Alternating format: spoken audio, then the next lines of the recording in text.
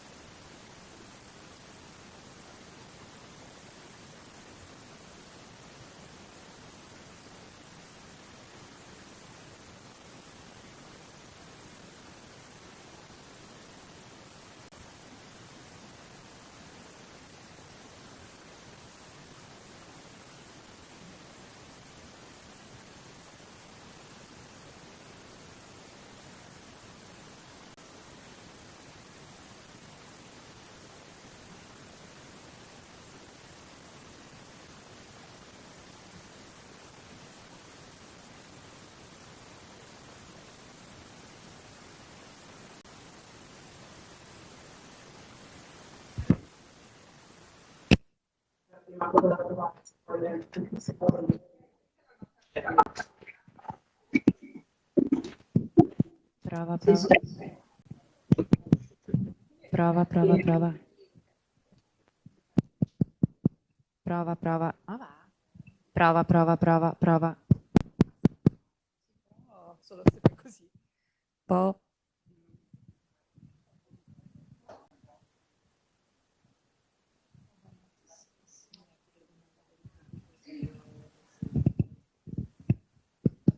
Prova, prova. Prova, prova, prova, prova, prova, prova.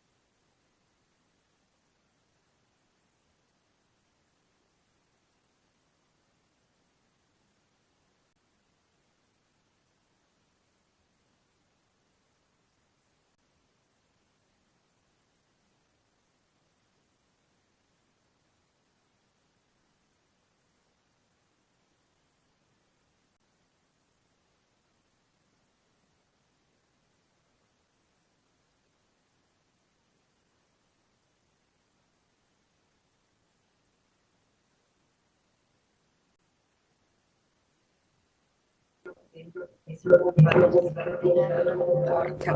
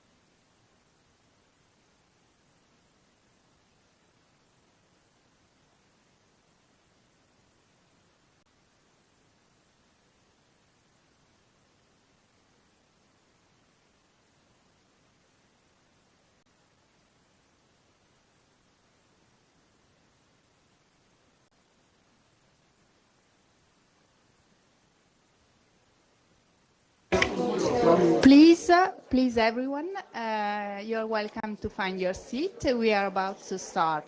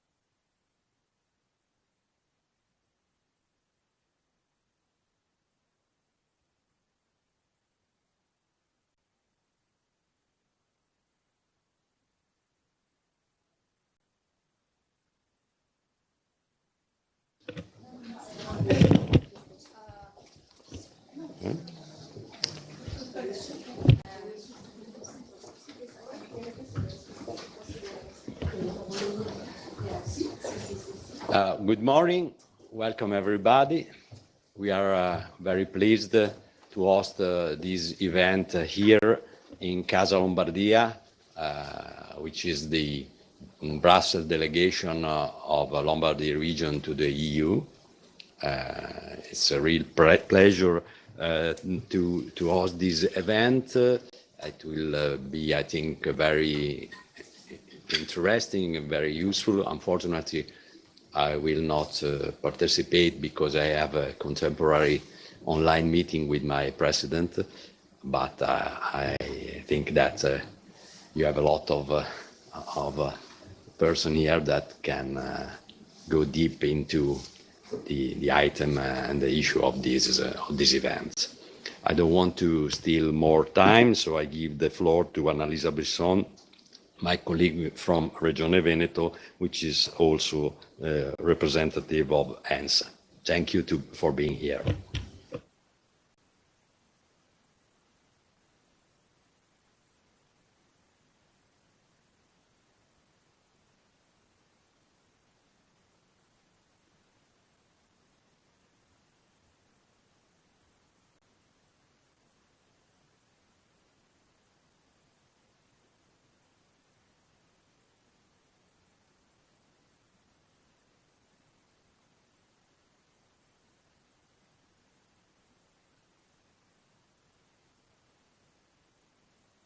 It's not working, okay. Do we have somebody online connected? Yes, okay. So for the people that are online, I just wanted to thank the Lombardy region for hosting us today. For who are not familiar with the ENSA, is the European network of social authorities established in 1997 and coordinated by the Veneto region. The network is organized in 5 thematic groups: older, adults, and disability, and is chaired by the city of Rotterdam and IVAS Valencia. Youth and family, coordinated by Veneto region. Minors, coordinated by the Flemish agency Growing Up. And social and emotional learning, coordinated by Altera Vita Greece. Its mission is to promote international cooperation in the social field through mutual learning, the exchange of know-how, cultural models, and practical experience. ENSA also facilitates the dialogue with EU institutions and supports participation in European programs and opportunities. This year's Assembly, Innovation in Action, brings together regional and local authorities, disability advocates, service providers, and key European networks to share experiences, discuss solutions, and explore inclusive approaches. We meet at a pivotal moment. The EU is preparing its first anti-poverty strategy, with the ambition to lift 15 million people out of poverty by 2030. It's a great challenge, I think. Yet, nearly 29% of persons with disabilities in the EU remain at risk, an even higher proportion for women and informal carers. Persistent barriers in employment, social protection, education, and the substantial hidden costs of disability require urgent action. At the same time, negotiations for the new multi-annual financial framework are underway, placing future social investment at stake. For regions and municipalities, those responsible for delivering inclusion on the ground, these decisions will be crucial. Today's program reflects this mission. This morning, we will explore how municipalities and regions can dismantle structural barriers and address the intersection of disability and poverty, drawing on experiences from Italy and other member states. This afternoon, the General Assembly will reflect on joint priorities of 2025-2026 and strengthen cooperations among all members. In parallel, we will host thematic session with the Italian Chamber of Commerce, GAL Prealpi, the Municipality of Belluno, and the Erasmus Plus Sacred Project, offering opportunities for knowledge sharing, innovation, and collaboration. I encourage you all to actively contribute, share experiences, and take inspirations from the solutions presented today for a more inclusive European social model, one that leaves no one behind. So I wish you a productive, inspiring, and collaborative day, and welcome to the ENSA General Assembly. Just to let you know, I will stay with you part of the morning, then I have some meetings here, and I will come back, of course, for the session of the afternoon. Thank you.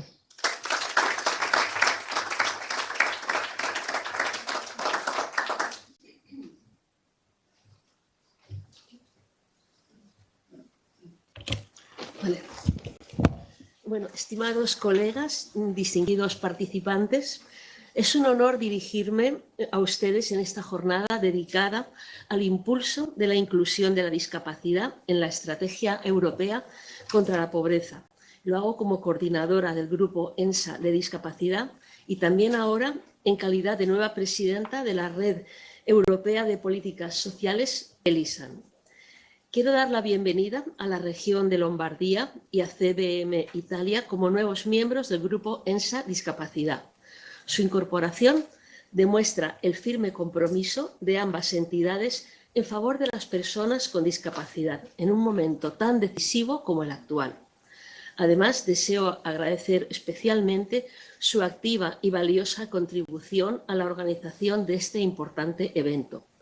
La misión de CBM Italia, que es promover la inclusión y mejorar la calidad de vida de las personas con discapacidad, enriquece aún más nuestro trabajo en común. Mi gratitud también se extiende a DG Employment, Social Affairs and Inclusion de la Comisión Europea por las oportunidades que nos brinda, a todas y todos los asistentes por su participación activa, a la ciudad de Rotterdam por la colaboración conjunta entre estos grupos de ENSA Discapacidad y Personas Mayores, a los miembros de las redes ENSA y ELISAN ACOFACE, a la región de Friuli, Venecia, Giulia, a Veneto Laboro, a EASPB, a la Municipalidad de Belluno y a ENIL, cuya presencia, aportaciones y compromiso fortalecen nuestro trabajo común por un mundo más inclusivo y socialmente justo. Asimismo, deseo expresar mi reconocimiento a Disabled People International y a los comités del Consejo de Europa en el marco de la conferencia OING por su constante dedicación y apoyo. Esta sesión de trabajo de hoy adquiere un significado especial al celebrarse en vísperas del Día Internacional de las Personas con Discapacidad, establecido por la ONU para promover los derechos, el bienestar y la plena participación de este colectivo en todos los ámbitos de la sociedad. Este encuentro nos invita no solo a reflexionar sobre los avances logrados, sino también sobre los desafíos que persisten. La inclusión, la igualdad de oportunidades y la dignidad humana deben ser pilares irrenunciables de nuestras políticas sociales y que la discapacidad no es una limitación, sino una dimensión esencial de la diversidad humana que enriquece nuestras comunidades. Hoy queda más claro que nunca que las personas con discapacidad continúan siendo uno de los colectivos más vulnerables a la pobreza y la exclusión social. La combinación de barreras físicas, sociales, educativas, laborales genera desigualdades acumulativas que se traducen en tasas de pobreza significativamente más altas que en la población en general. A esta realidad se unen otras circunstancias que intensifican la vulnerabilidad, como son situaciones de dependencia, tasas de empleo más bajas, dificultades de acceso a servicios esenciales, discriminación y carencias de accesibilidad que aún persisten en demasiados entornos. Por ello, cualquier estrategia europea contra la pobreza debe situar la discapacidad en su núcleo, no en la periferia. Porque cuando la exclusión afecta a quienes ya parten de mayores barreras, la brecha deja de ser un problema y se convierte en un abismo. A lo largo de mi trayectoria profesional y en esta etapa actual al frente de IVAS en Valencia, he aprendido que las políticas sociales, las políticas públicas más transformadoras son aquellas que ponen a las personas en el centro, las que escuchan sus necesidades reales y las que construyen soluciones a estas necesidades desde la cooperación y la innovación social. Un ejemplo inspirador de este enfoque es el proyecto Disability Empowerment que desarrollado bajo el liderazgo de IVAS en el grupo de trabajo de discapacidad de la red ENSA y que hemos presentado este año ante ustedes. Este proyecto persigue un objetivo esencial que es promover la autonomía personal y el bienestar de las personas con discapacidad mediante el acceso a tecnología asistida, servicios de apoyo, formación en habilidades para la vida independiente. Pero su verdadera fuerza reside en la convicción de que la inclusión empieza cuando ofrecemos la oportunidad real de decidir, de autogestionarse y de participar plenamente en la comunidad. Entre las líneas prioritarias que debemos fortalecer destacan modelos de vivienda inclusiva y tutelada, programas de inserción laboral, acceso universal a tecnologías asistidas, servicios de apoyo personalizados, redes de detección y acompañamiento, planes específicos para mujeres con discapacidad y modelos de gobernanza participativa. Otros colectivos vulnerables debemos darle una respuesta integral. Hemos abordado hoy que la discapacidad no es el único ámbito que requiere redoblar esfuerzos. Existen otros como personas mayores en situación de soledad, familias monoparentales, juventud sin recursos, personas migrantes y personas sin hogar. Todos ellos necesitan una respuesta coordinada que combine protección social, inclusión activa y acceso equitativo a servicios básicos, porque la pobreza no es solo una carencia económica, es una vulneración de derechos. Muchas gracias por su atención.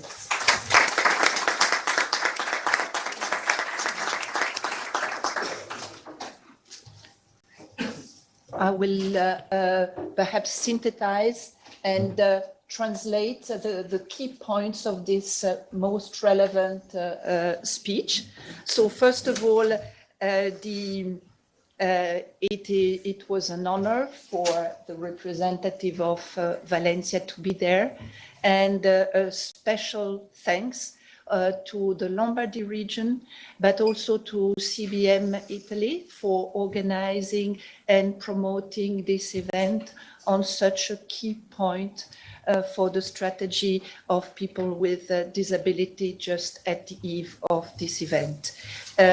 Gratitude goes also and recognition to the European Commission, DG Employment and Social Inclusion, for taking the time to be there and to respond to the needs and the opportunities that we have together. So also to all the participants, all the networks that are here represented today, ESPD, DPI, ENIL, COFASE, to Veneto Lavoro, to the Council of Europe, the different committees, to the municipality of Belluno. So thank you very much for being there and sharing these possibilities of exchanges with us. So it's specifically important today because it's at the eve of the International Day of Persons with Disabilities. So it has a specific meaning with great challenges. And of course, the people who are most at stake are the persons with disabilities in this new anti-strategy poverty. So it's great that you are listening here to the opportunities that we can provide them. So a few words about the priorities of Valencia.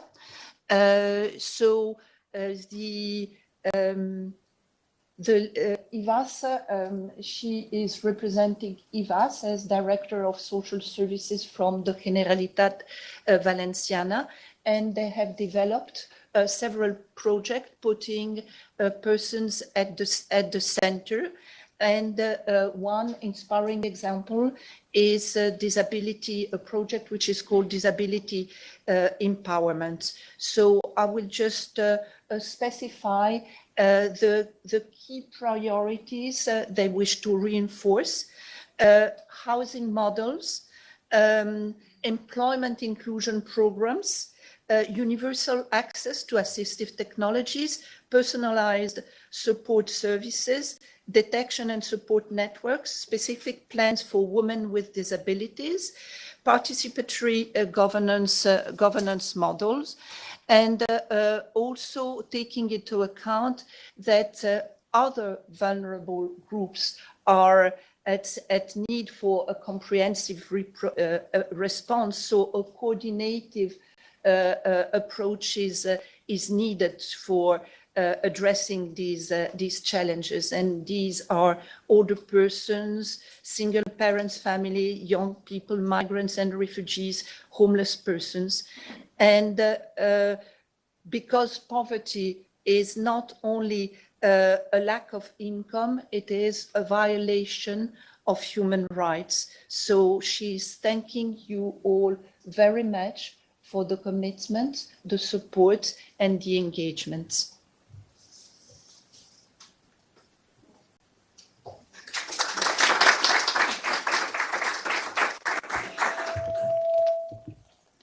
Thank you, Elena.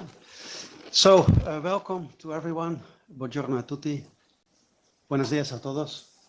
Kalimera says. Goedemorgen. A lot of languages. I'm very honored to be here with all of you. It's a special day. We are with many nationalities, but first of all, I would like to thank in particular the region of Lombardia, also from my side, and to Giuseppe Costa, and of course also to the Veneto region, who is always supporting us in our work for ENSA, and a special thanks also to Annalisa Bisson, who has worked very hard together with Lombardia to organize this beautiful event with, of course, Elena Curtopassi on the back, who has done a lot of preparative work as well. My name is, for the one that don't know, is Antonio Policornacci. I am from Greece, but I work for the city of Rotterdam in the Netherlands. And I'm chairing today the working group of older adults. In the next sessions, we will have a few very interesting discussions, mainly about poverty and poverty reductions and the things we could do about it. And in another session, we will have a look at care, well-being, in particular towards independent living, and what we can do for the target groups we are working for, our citizens in need. Before I close, a few things about our priorities in my city. I have to say that the priorities in my city, they are comparable to the EU agenda and also to other cities. One of the priorities is, of course, health prevention, which is very important for us. And I mean also health promotion, to better living, healthier living, better food quality, air quality, which makes us not only live longer, but live with a longer time, with a better quality of life, because that is the most important thing. And in that part, for us, it is also important as a city where 60% of our population in the city is migrant, from a migrant background. We have a huge division between neighborhoods in the rate of quality of life and the poverty. So there is a huge disbalance between one neighborhood, one street, and another street which is healthier. And it can be a difference of tens of years of life. So the reduction of not only of poverty, but also of quality of life and health between neighborhoods is very important for us. And this is also one subject we would like to work on with you in the future.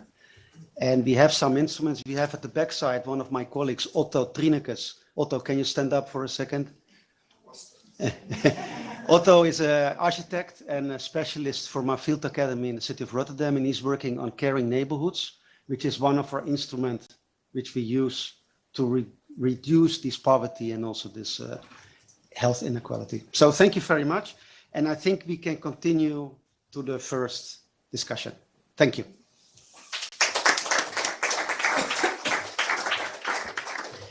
Thank you very much, Anthony. I think that was very key that the two European thematic working group of the ENSA Disability, ENSA Older Adults, are here together to focus on this anti-poverty strategy. And now we have the pleasure and the honor to give the floor to Valeria Spazzoli from the European Commission, DG Employment and Social Inclusion, for a keynote speech, because the information you're going to provide us can allow the common dialogue that we can have with you. And the title of the intervention would be the EU Anti-Poverty Strategy, Ensuring Inclusion and Protection of Vulnerable People at the Core, which is the basic. The floor is yours. Thank you very much, Valeria. On behalf of the Lombardy region, Veneto region, and CBM Italy, and all of us. Thank you, and buongiorno. So I'm Valeria Spazzoli. I'm the policy assistant of Katarina Ivankovic-Nezevic, Director for Social Rights and Inclusion at the European Commission, DG Employment. Very happy to be with you today. It's the first time I'm coming to the Lombardy region. I'm from Emilia-Romagna, and I got lost this morning to come here. So I'm happy that now I know where it is, and happy to come back. And thank you also to CBN and Regione Veneto, all the colleagues, and in particular Elena. Also, to help a bit in your work, maybe a little note before I start and dive into the content of what we do and how our portfolio changed recently. My director used to be responsible for social protection, including long-term care and care for the older people and disability, in general, broadly. There was a decision a few months ago, maybe 1 year ago actually, to move the disability file from DG Employment, where I work, to DG Just, so the DG Director General for Justice and Consumers Affairs, where there was already a whole directorate working on equality strategy. So as we already had a strategy on the rights of people with disabilities, which was part of the Union of Equality, was decided that disability could fit very well also there. So nowadays we are responsible directly for disability only as concern employment of people with disabilities, while the core of the work is done by our colleagues in DG Just. But of course, it's not as easy as it is to trace a line. There are a lot of interlinkages, for example, when you talk about poverty. So this is why in the strategy, which I will present now, at least I will present our initial ideas, we of course refer and very much work together, and they work together with us. So we can move on to the next slide, where I wanted to present a bit the trends, the context, and why we are going to present an anti-poverty strategy. We have set some clear goals for 2030 already some years ago. Thanks. Which are set in the European Pillar of Social Rights Action Plan. One of these targets is to reduce the number of people at risk of poverty. To measure this, we use an indicator which is ROP. And we committed, not only the European Commission, but also the European Parliament and the Member States, to reduce the number of people at risk of poverty and social exclusion by at least 15 million, including at least 5 million children. These slides show you a bit the trends, how is it going with the target. So we start by a reference year, which is 2019. And when we look at the big target, the one of reduction of poverty for the overall population, is going quite well. We have seen a positive trend of reduction of poverty, but more must be done in order to reach the 2030 target. While when we look at poverty and social exclusion for children, because as I said, we have a sub-target of 5 million children, the situation is not so bright. We actually have seen a little increase of poverty for children, and particularly also in big member states. So there is more work to be done. And when we look specifically at some groups, and I will come back to that immediately, we also, as it was said before by Madame Bisson, we have a group of people with disability that are particularly exposed to poverty. And in fact, if we move on to the next slide, which you will see show you how poverty is different group, it's very clear that poverty doesn't mean the same thing for everybody. In the slide, you will see that I try to show that the data tells us that unemployed people are the ones that are the most affected by poverty. And then there are some vulnerable groups, we call it like that, to identify many other cohorts that experience poverty harder than the general population. And as it was said, we are almost at 30%, 29% of people experiencing poverty with disabilities, while the general population is more around 17%, if I remember correctly. Could you speak a little bit more loudly? Sure. And I will also go on, maybe, or shall I wait for the slides? Okay, so I gave you the context about where we stand in terms of data, and now I come into where we are politically. So President von der Leyen, when she came into the beginning of her second mandate, she adopted political guidelines that are basically a political commitment during her second mandate. And within this political guidelines, there was the announcement of the European anti-poverty strategy. Earlier this year, in the State of the Union 2025, she stressed again that she wants to present an anti-poverty strategy that will help address the root causes of poverty and get access. We are at the next slide, thanks. Get access to the essential protection that the people experiencing poverty need. And she also stressed that she wants to do this during the year 2026, and this will be done during the second quarter, so from March to June. She stressed that she also wants a strong strengthened European child guarantee attached to the European anti-poverty strategy. So this is an instrument already existing to combat poverty for the children. So what the President wants is the European anti-poverty strategy and strengthening the system for child poverty that we had already.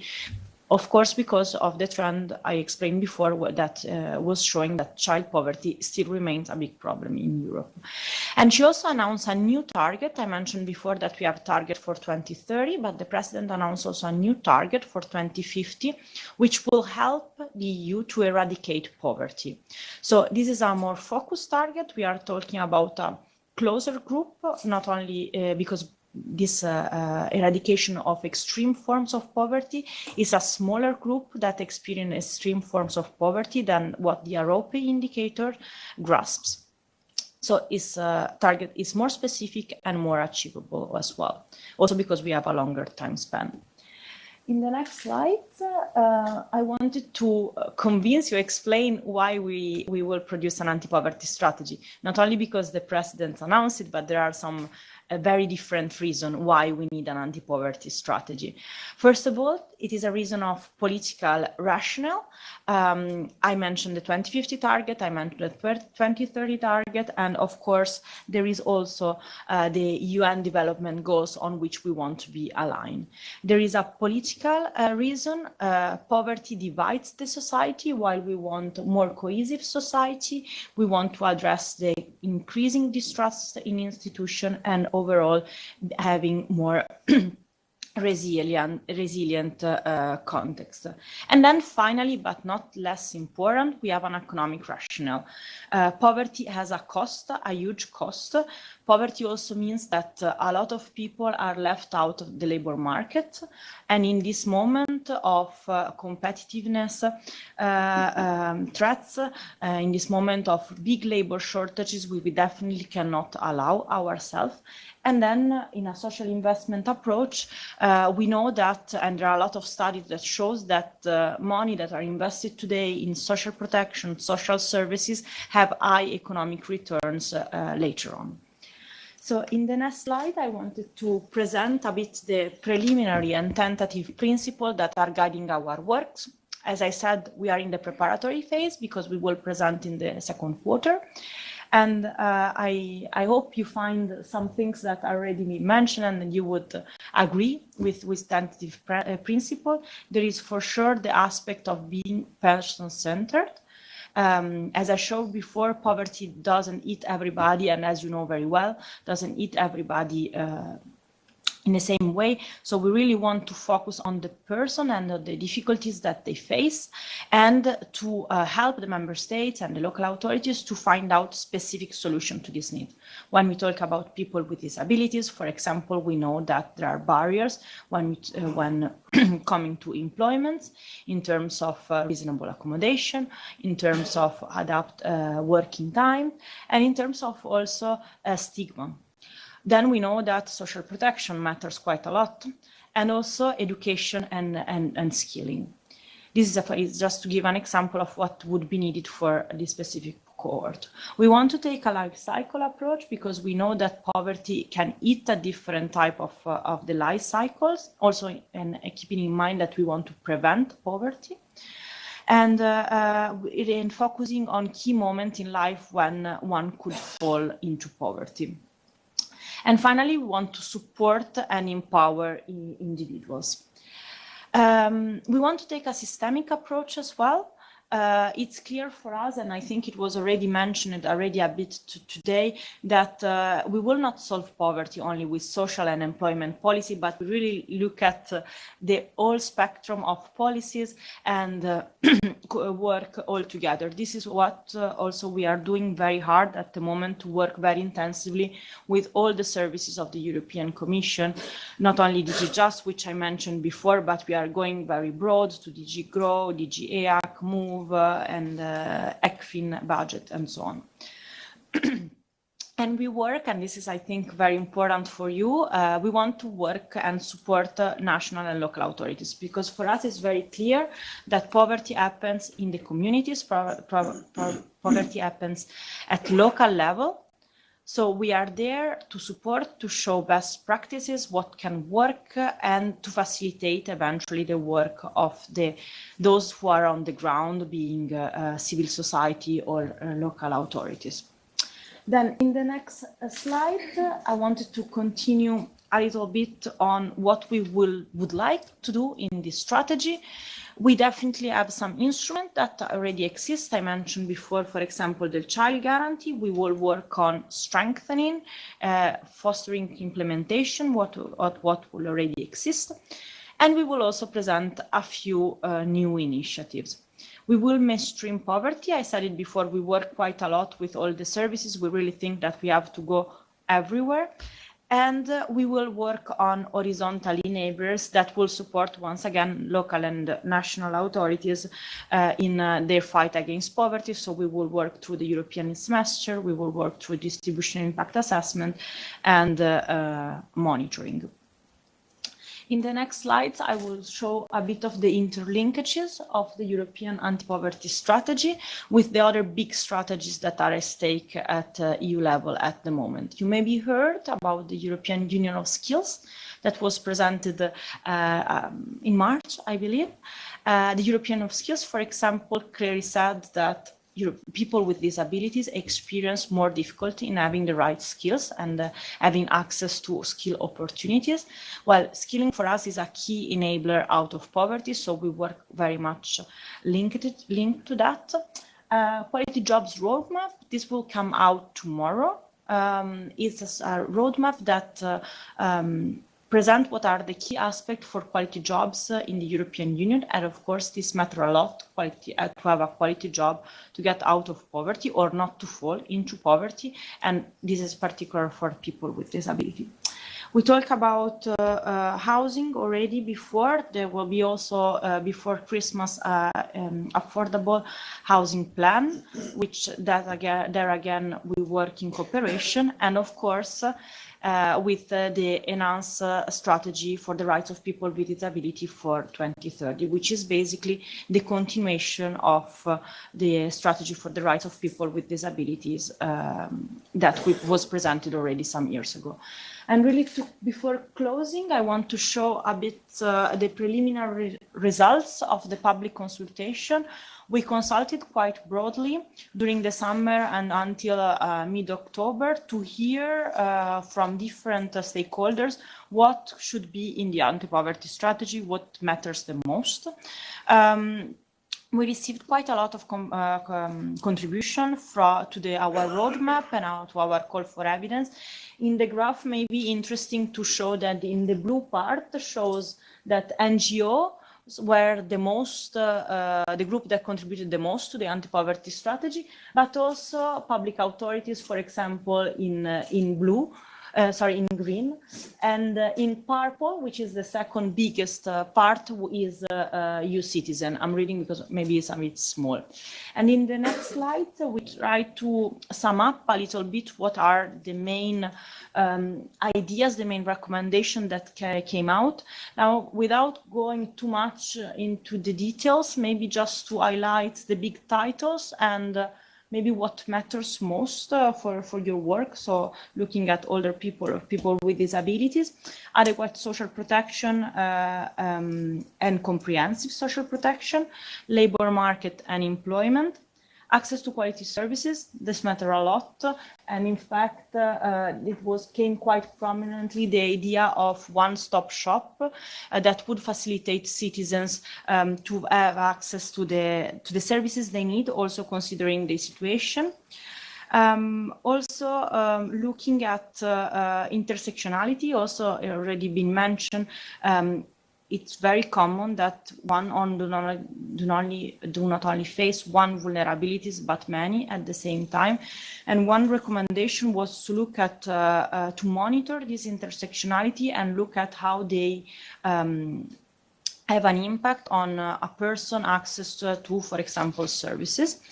Fundamental rights are very important, and enabling condition that will allow us, for example, to have a cross-sector coordination through education, employment, health, and so on. Budget, of course, came very, very prominently considering the new MFF. So this is where we are at the moment. Stay tuned because more will come, and we are still very looking forward to hear from you.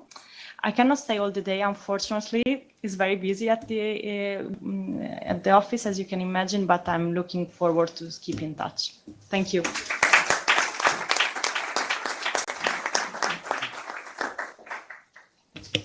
Thank you very much, Valeria. This has been really useful for the future work.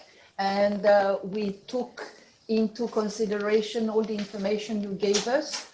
That you will mainstream disability, that you will work with several DG Justice as well, that you will focus on employment and the new key points of the future anti-poverty strategy with the child guarantee. But without further delay, I think that taking the advantage that you can still stay with us for a few minutes more, I'd like to give the floor here to the audience to see if there are some questions that we can address to Valeria. Yes, can you introduce yourself so that Valeria knows you?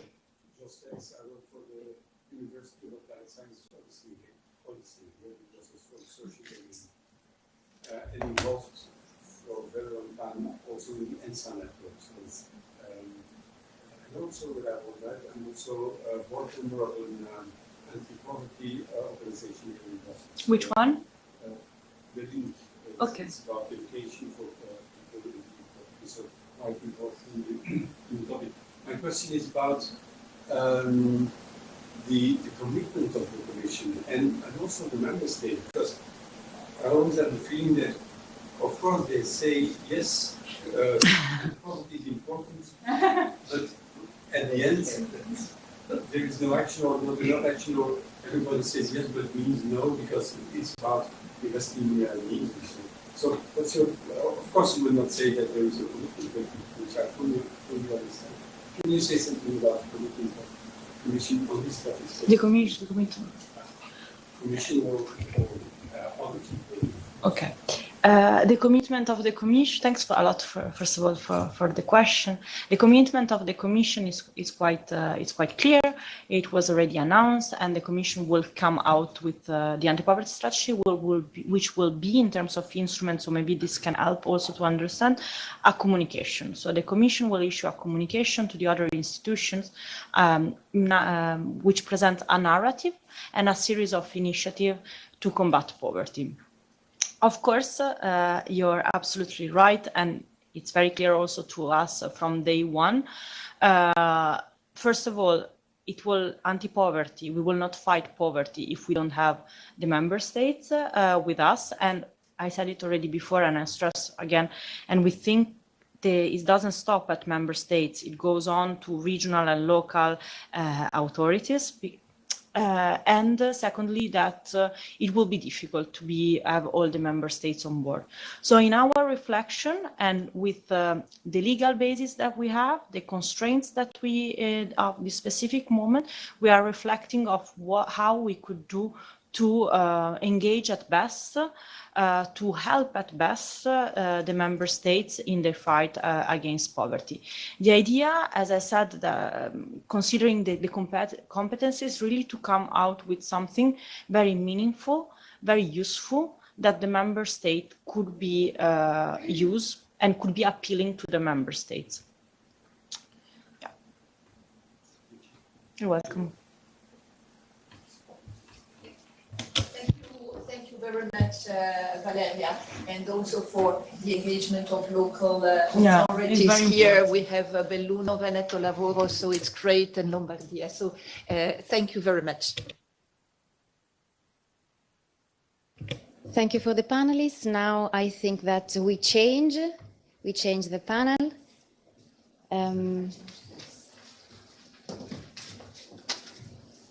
We would love to start with the first panel of discussion that will be focused on the analysis of poverty for persons with disability in Europe.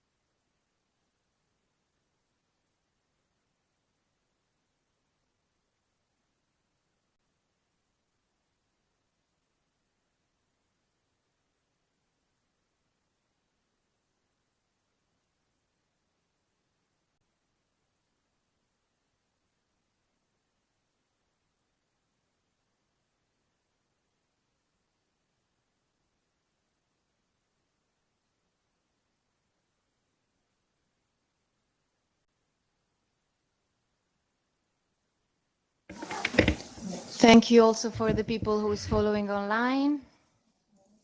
And of course, for the people who is present now, welcome in Lombardy region here in Brussels. So the first speaker is Sebastian Gonzalez. He's a policy officer at COFASE. COFASE Families Europe, a European network of family organizations that advocates for the rights and well-being of families in all their diversity. So in light of what the Commission has just said about the upcoming EU anti-poverty strategy that will be presented by December, and drawing on the work of COFASE Family Europe, how could this strategy better integrate a truly family-centered approach to disability, taking into account many factors such as the hidden costs, the lack of support for family carers, and so on? What key links do you see between family, disability, and the risk of poverty? And what good practices would you highlight to prevent poverty among persons with disability? I give you the floor. Thank you. Working? Okay. Thank you very much, Agostina, and thank you very much for the invitation to speak today. So for those of you who are not familiar with COFASE Families Europe, we are this network of family organizations throughout Europe, and we have a strong membership of family organizations of families with disabilities, parents of children with disabilities, or other type of families with disabilities. So to me, the central question today is about the relationship, understanding the relationship between disability, the poverty risk, and family, the family dimension. And maybe by understanding this relationship better, we'll be able to have, a more effective contribution to a more effective anti-poverty strategy. So I will try to highlight, based on the work of COFASE, different reports that I will mention, I will try to highlight some of the dimensions, the relations between these three areas. So the first dimension is the differences between families in their capacity to cope and be resilient to poverty risks. And to us, this include differences in the structure and composition of the family. So for instance, a single family with persons with a disability is not the same as a large family, a younger family, an elderly family, a family composed with one or several or completely composed of persons with disabilities. It's also different when it's children who have disabilities or adults, perhaps working parents with disabilities. And of course, distinctions between the level of human, social, and economic capital between families. So understanding this link and taking it into account is very important. But so far there is a lack of knowledge on this family dimension in disability statistics. We have good example in some member states where data is disaggregated by family and disability, but in many other member states it's not the case, and at the European level there is still a lot of effort to be done.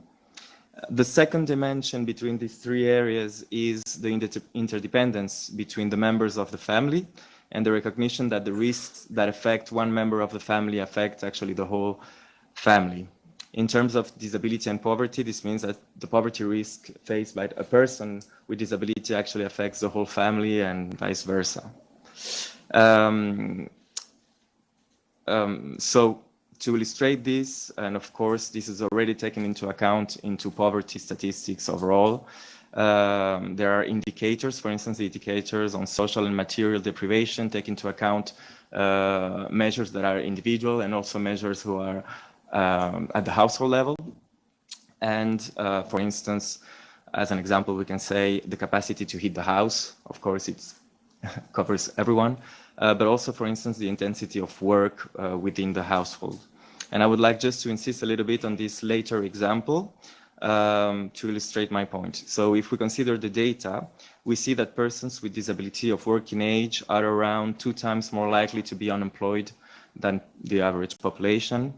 However, if we consider not the individual level, but the household level, we see that it's actually the likeliness is almost 4 times to be, for a person with disabilities, to be in a household with very low intensity work. And this shows that the relationship between disability and work have distinctions between the individual and the household. And of course, this is different to the poverty itself, because we have to take into account social transfers, etc. Nevertheless, the household is impacted in different ways than the individual, and this is due to the factors I've mentioned, but also importantly to the caring relationship between the family. This is very important for us, and in 2017, COFASE published a study on the needs of family carers. And I think this study is a bit more different than usual studies about family carers because it mainly cover cares for persons with disabilities or for who have health conditions not related to old age.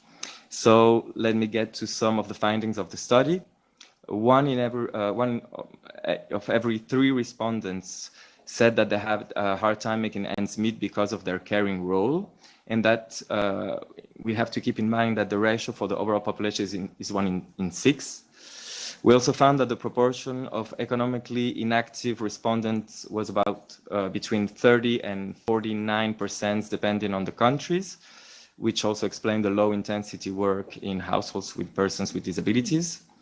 We also found, of course, that intensity of care matter. Those who provide high intensity care were more likely to experience poverty. Respondents were also concerned about the poverty risk linked to lack of social protection and fear facing additional poverty risk in old age due to low pensions. And finally, we found another important factor in poverty risk, which was linked to the impact of higher costs of living related to disability. So this was mentioned already by a previous speaker, but in our study we found that this is especially true for children. So in our sample, 43% of those who experienced poverty provided care for a child. The extra costs of disability are therefore also an important aspect. This includes the cost for assistive devices, special equipment, home adaptations, healthcare and long-term care services, and other type of support and assistance. And some costs, of course, are less visible. This was also mentioned as foregone opportunities, sometimes special diets, or a higher cost for energy consumption.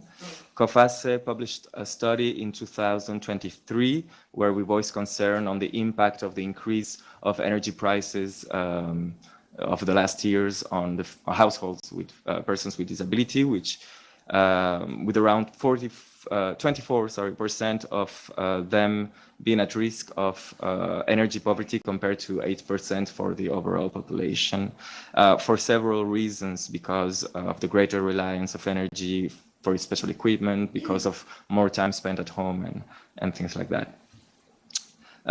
Also, persons with disability were less likely to be able to adapt to increasing prices. They had less flexibility because this would interact with their conditions. Now, to conclude, I hope I was not too long. No, it's okay. It's okay? Okay, because I still have like 20 minutes. So, no. Okay.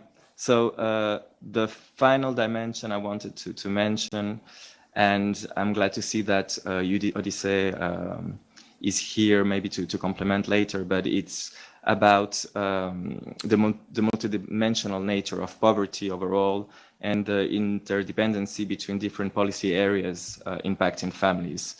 So therefore, at COFACE, we believe that good governance is actually crucial, and that effective poverty prevention strategies have to dismantle policy silos and foster multi-sectoral coordination. So COFACE published last month a paper on this, which outlines comprehensive family-centered frameworks for preventing poverty, not families, that take into account the diversity of families. So it's kind of a complex paper that is very recent. So I will not get too much into detail, also because it goes beyond disability, but covers all families, targeting special vulnerable groups in it.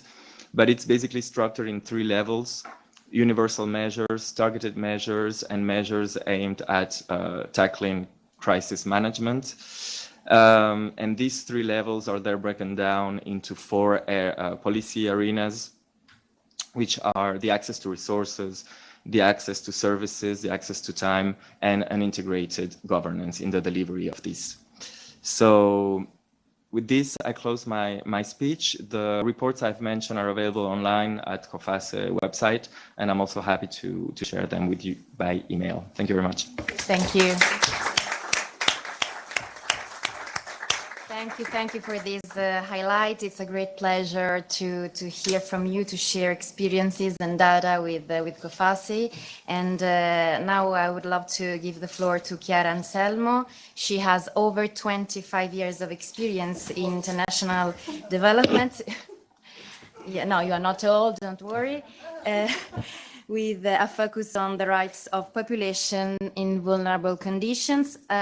So Chiara, I would love to ask you what Italian families of persons with disabilities would suggest to the European Union, and now it's the moment to speak since we have Valeria Spazzali here, in order to end the cycle that connects them to poverty conditions. Thank you.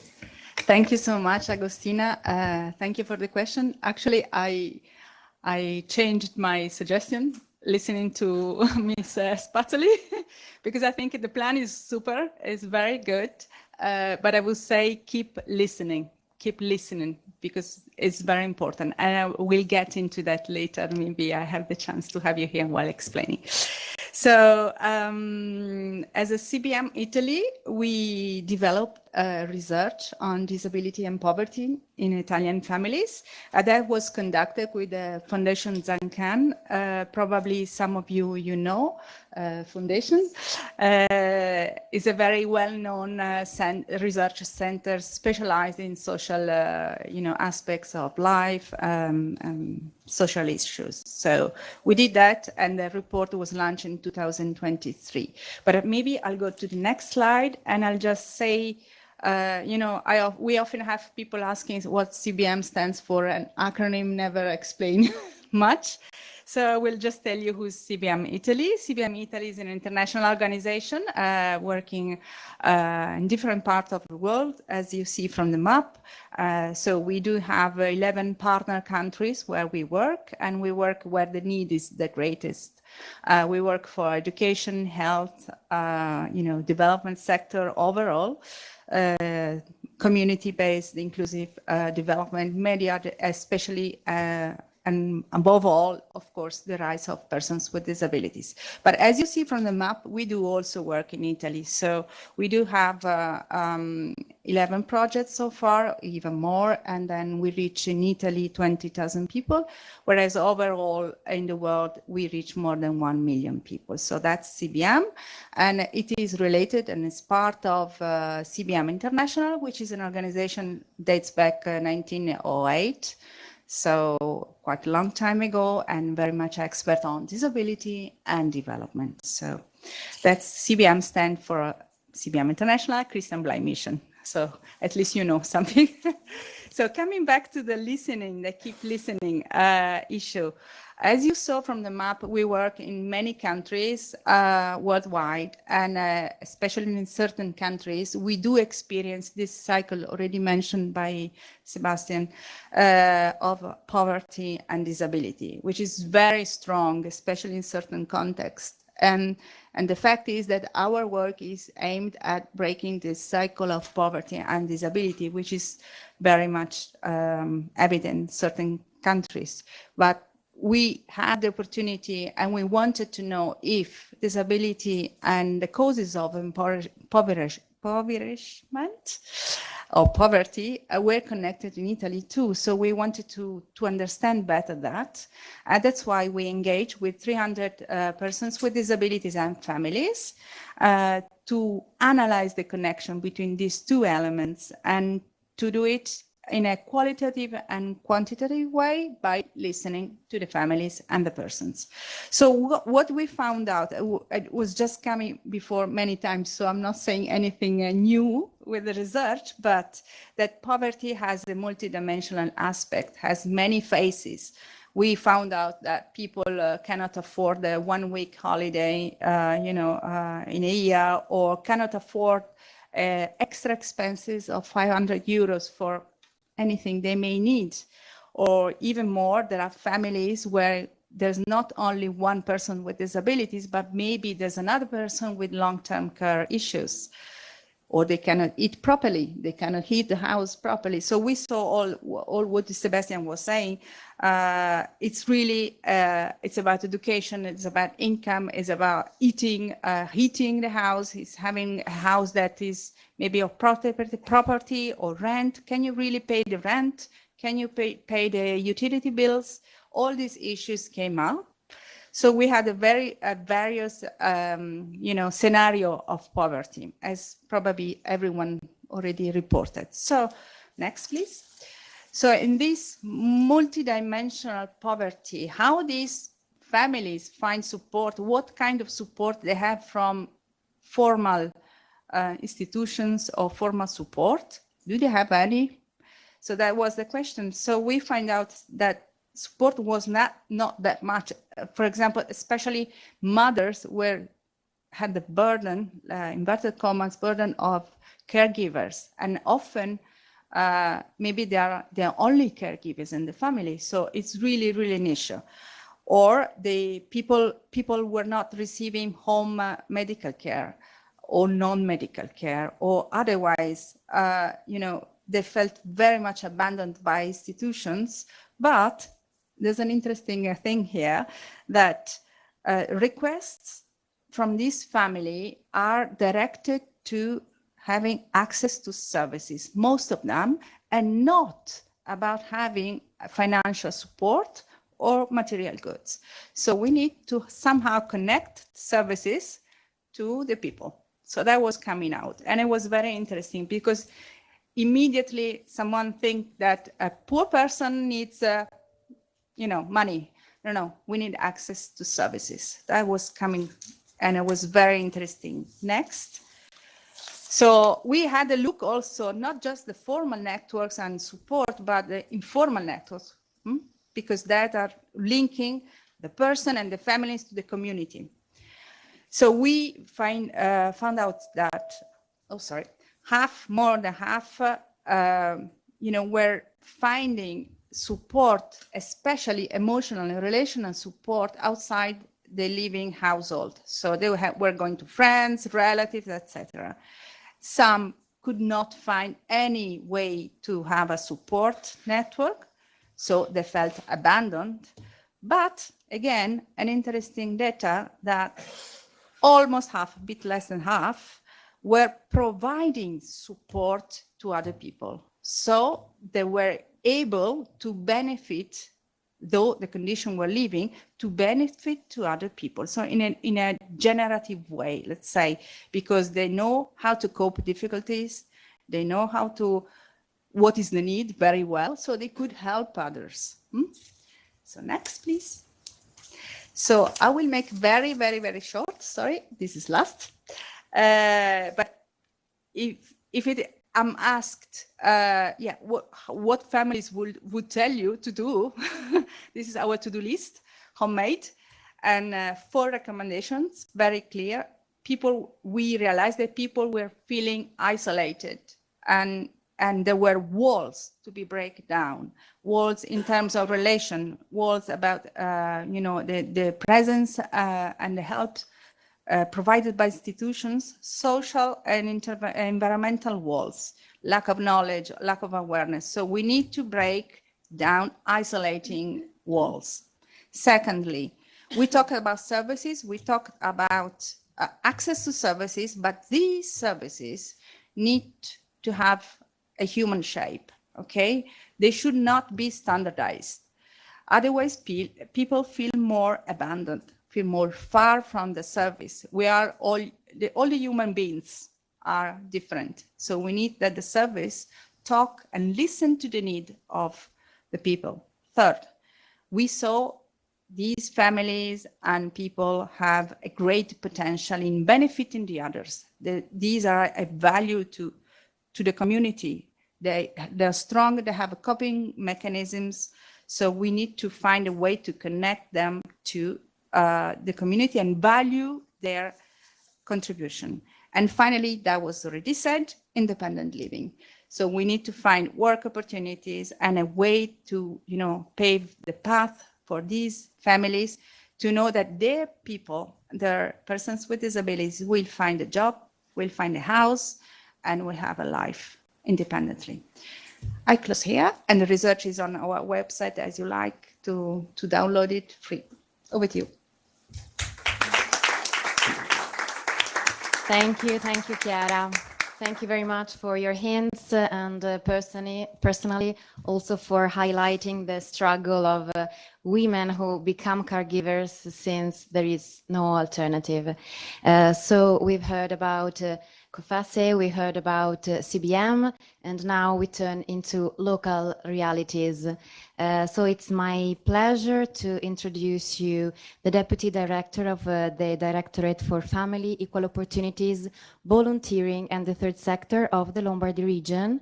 Mr. D'Affonchio, can you hear us? Dottor D'Affonchio, ci sente? Sì, buongiorno. Ottimo, allora prima parlo un secondo in inglese, poi le ridò la parola, va bene? Grazie. Mi sente? Sì. Perfetto. He's also the representative within the ENSA working group, including, of course, the group on persons with disabilities. So I will ask him a question and he will speak in Italian, and then our assistant from Veneto region, Pietro, he will translate it in English. So my question for you, Mr. D'Affonchio, is the following. Given the link between disability and poverty highlighted in the previous interventions, do you believe that the solutions to break this link could be purely welfare-based, or is there a need for something more? Now I will ask in Italian.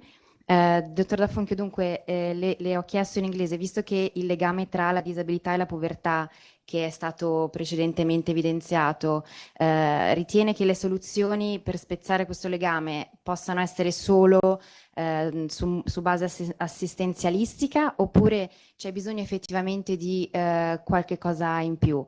A lei la parola e poi successivamente Pietro di Regione Veneto provvederà alla traduzione. Grazie. Grazie a voi e grazie a tutti anche per la traduzione. Sì, in effetti il legame che c'è fra disabilità e povertà è un legame che, a parte le evidenze anche che vengono date da parte di studi e ricerche, è un legame che ovviamente si porta dietro quelle che sono tutta una serie di privazioni o comunque di limitazioni a quello che è lo svolgimento della propria vita, in particolare in questo caso della propria vita lavorativa. È quindi una restrizione che riguarda indubbiamente la persona con disabilità, ma che coinvolge direttamente anche quelli che sono i familiari, in primis la cosiddetta figura del caregiver, che come sappiamo è una figura che spesso e volentieri è un familiare che si dedica a tempo pieno alla cura appunto del proprio caro. E quindi quali possono essere le azioni, diciamo che devono essere messe a supporto, diciamo così, delle persone con disabilità, perché anch'esse possano diventare una risorsa e quindi possano, come dire, fare la loro parte all'interno, diciamo, di una società che deve diventare sempre più inclusiva e accogliere in maniera molto attiva e non più passiva quelle che sono queste persone. E qua riportiamo alcune azioni di Regione Lombardia proprio a supporto del progetto di vita. Innanzitutto come base normativa, perché Regione Lombardia ha approvato la legge che riguarda il diritto alla vita indipendente, la legge 25 del 2022, e nello stesso anno la legge 23, che è quella che fa riferimento al sostegno del caregiver familiare. Le linee di azione sostanzialmente sono tre.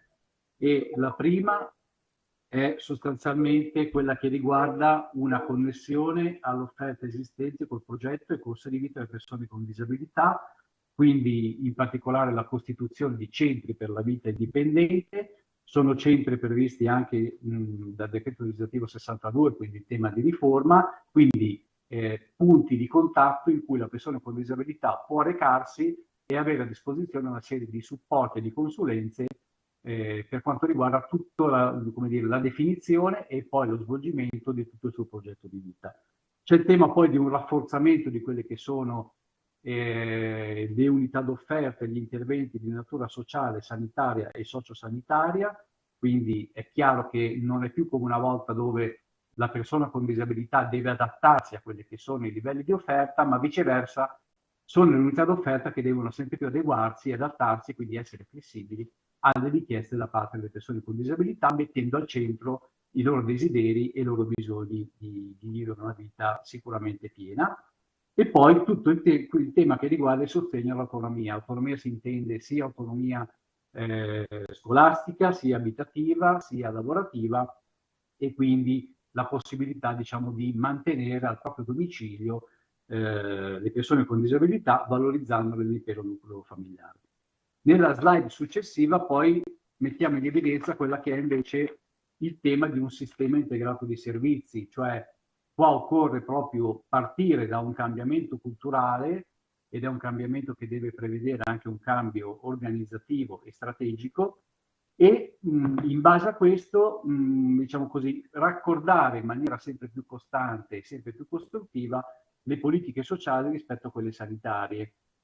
Per cui da immaginare anche delle unità d'offerta che possano avere una valenza anche intermedia, a cavallo tra quella sociale e quella sanitaria, ma che sostanzialmente raggiungono il medesimo obiettivo, cioè quella di mettere al centro la persona con la disabilità e al centro di questa far ruotare quelli che sono non solo i servizi, ma anche tutti i supporti affinché diventino, come dire, delle risorse pienamente attive, pienamente integrate all'interno della società. E in particolare su questo si possono citare diversi progetti anche di derivazione non esclusivamente regionale, si pensi alle politiche del PNRR, piuttosto anche alle misure, alcune misure del Fondo Sociale Europeo. La prossima slide messa in evidenza invece quelle che sono proprio in particolare l'unità d'offerta, la revisione delle caratteristiche appunto dell'unità d'offerta. Quindi deve essere, come dicevo prima, un'offerta modulabile, diversificata, fondata sulla progettazione individuale, quindi deve dare delle risposte puntuali e individuali rispetto alla persona che ha bisogno di questo supporto. Gli elementi di innovazione sono elementi che partono da quelle che sono una rilevazione scientifica dei bisogni attraverso una valutazione multidimensionale, una flessibilità organizzativa, quindi con forme gestionali flessibili rispetto a progetti individuali o al limite di piccoli gruppi, in particolare per quanto riguarda le disabilità di tipo psichico, il raccordo con il contesto territoriale che sempre deve risultare come fattore di inclusione, e quindi la rete che si viene a creare attorno alla persona deve essere appunto una risorsa anche per chi non è poi l'utente del servizio, e l'integrazione con la rete sociale e sociosanitaria, che qua, come dicevamo prima, in una logica di modularità e continuità di percorsi. Quindi da un lato prestazioni di tipo sociale, dall'altro prestazioni sociosanitarie, sempre all'interno dell'unità d'offerta, sulla base poi di specifici accordi. Quindi c'è anche, non solo da parte della persona con disabilità, ma proprio anche da parte della rete di offerta, quelle che sono la capacità e la volontà di mettersi in gioco. Nella slide successiva passiamo in rassegna quelli che sono invece i sostegni e gli interventi per favorire l'autonomia, e abbiamo citato quelli principali che in Lombardia vengono attuati. Innanzitutto l'autonomia scolastica, quindi partire da un piano individuale che individua i bisogni degli studenti e all'interno di questo far ruotare tutta una serie di servizi che riguardano in particolare, in questo caso, la disabilità di tipo sensoriale, che possono essere strumenti tecnologicamente avanzati, il supporto della LIS, tiflologo, ma anche come dire, contributi per acquistare strumenti per, come dire, un'attività scolastica più inclusiva. Si pensa ad esempio appunto a iPad, computer, eccetera. Poi c'è tutto il sostegno all'autonomia abitativa, quindi finanziare quei progetti che diciamo, supportano percorsi di autonomia, in particolare sull'assistenza personale, sulla domotica, sull'inclusione sociale, e ovviamente favorire quelli che sono i percorsi di emancipazione dalla famiglia e quindi tutto il tema del dopo di noi, anche questo ripreso all'interno del PNRR, piuttosto che i fondi dei progetti di vita propri all'interno del fondo di autosufficienza.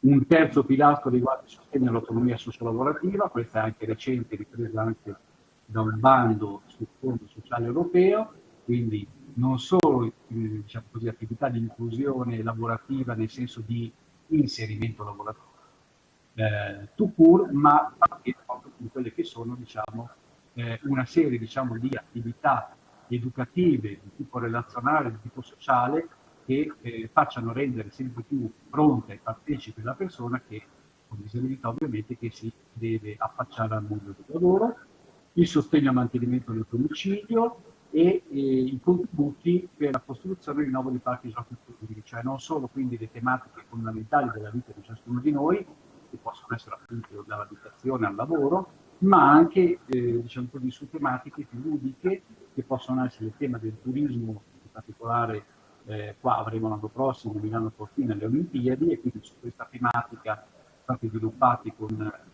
oltre 4 milioni di euro dei progetti proprio di natura inclusiva rispetto alla tematica Giochi Olimpici, ma anche semplicemente di parchi gioco, quindi all'interno di alcuni comuni sono stati finanziati anche qua da fondi regionali e dei parchi giochi inclusivi proprio per facilitare in particolar modo fin dalle prime di vita il tema diciamo, della socializzazione e dell'integrazione tra bambini diciamo, con disabilità e altri.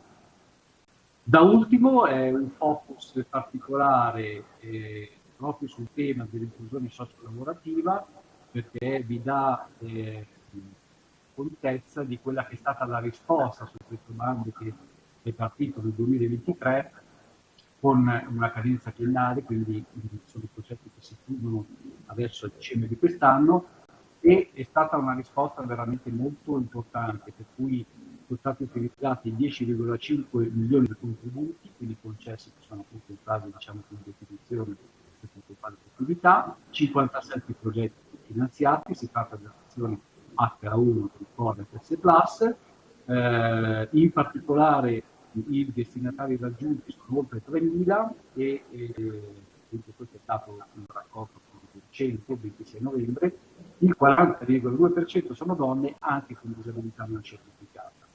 I destinatari, 48,6%, sono maggiori di 25 anni e in particolare questo dato, cioè 1.054 persone erano inattive all'avvio del progetto, cioè erano comunque a tutti gli effetti non in cerca di occupazione, inoccupate e quindi sostanzialmente, chiamiamole dal punto di vista lavorativo, totalmente escluse.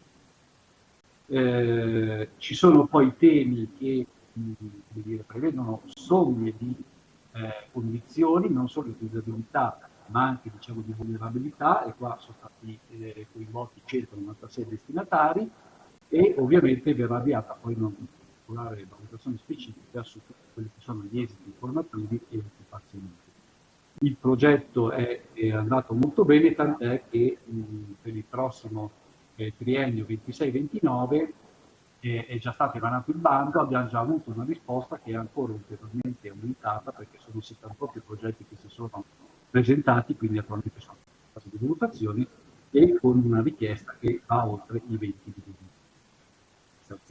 Quindi sostanzialmente si tratta a tutti gli effetti di una misura che continueremo a finanziare, ma che soprattutto ci dà la percezione che non solo le unità d'offerta o comunque le reti territoriali devono, come dire, supportare in chiave di contributi il tema della disabilità, ma soprattutto come la logica più vincente e anche quella diciamo vantaggiosa, quella proprio che da rendere protagonista le persone, coinvolgerle, educarle, formarle e quindi poi renderle, ripeto, autonome per quanto riguarda il più possibile le loro ambizioni e le loro possibilità.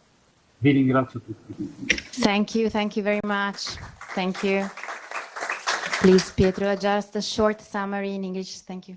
Okay, so hi everyone. Mr. D'Afonchio thanks all of you for joining us today, and I will present a brief summary of his speech.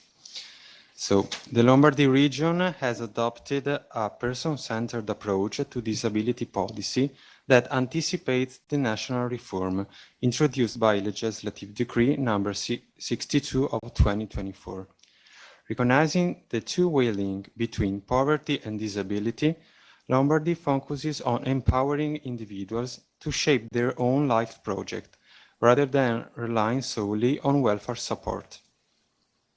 Already in 2022, Lombardy passed two pioneering laws, one affirming the right to independent living and social inclusion, and another recognizing the role of family caregivers.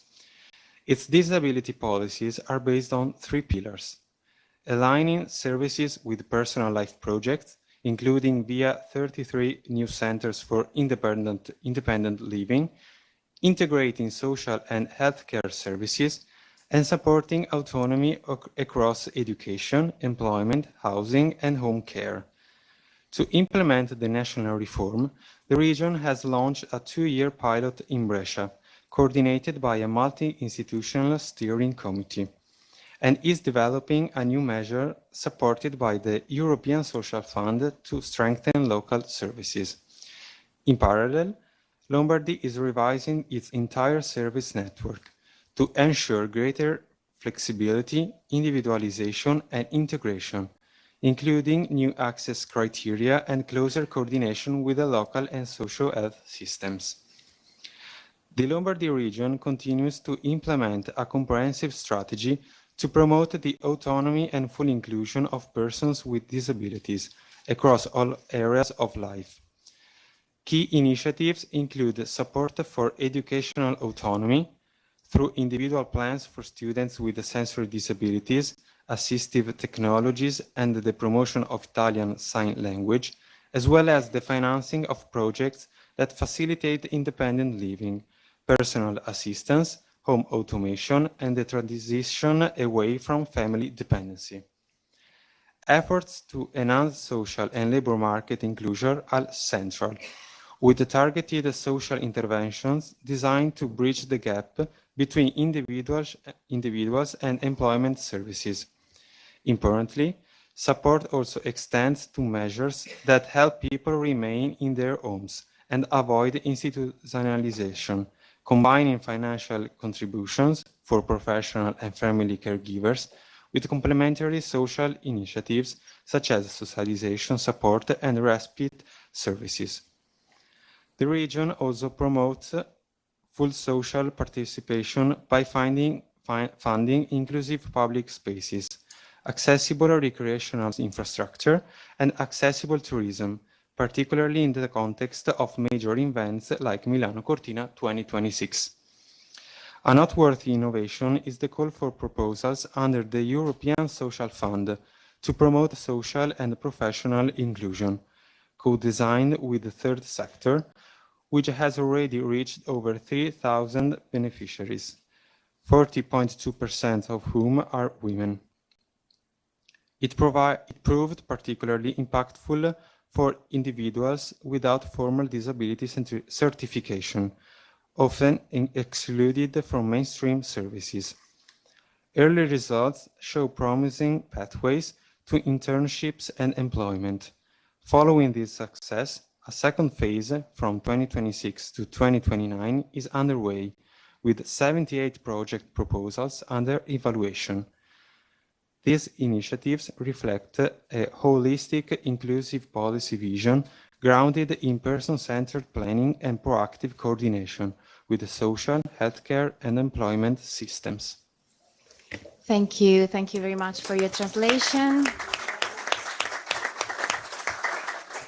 So now we continue our tour in regional authorities, and it's a pleasure for me to introduce you Gianna Zamaro, the Director of the Social Health and Disability Policies Department of the Autonomous Region Friuli Venezia Giulia.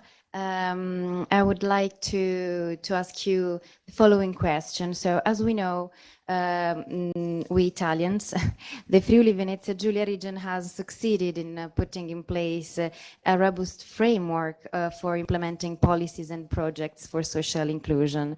So, Ms. Zamaro, could you give us an overview of the key policies and ongoing initiatives in your region and how they effectively contribute to a disability inclusive development?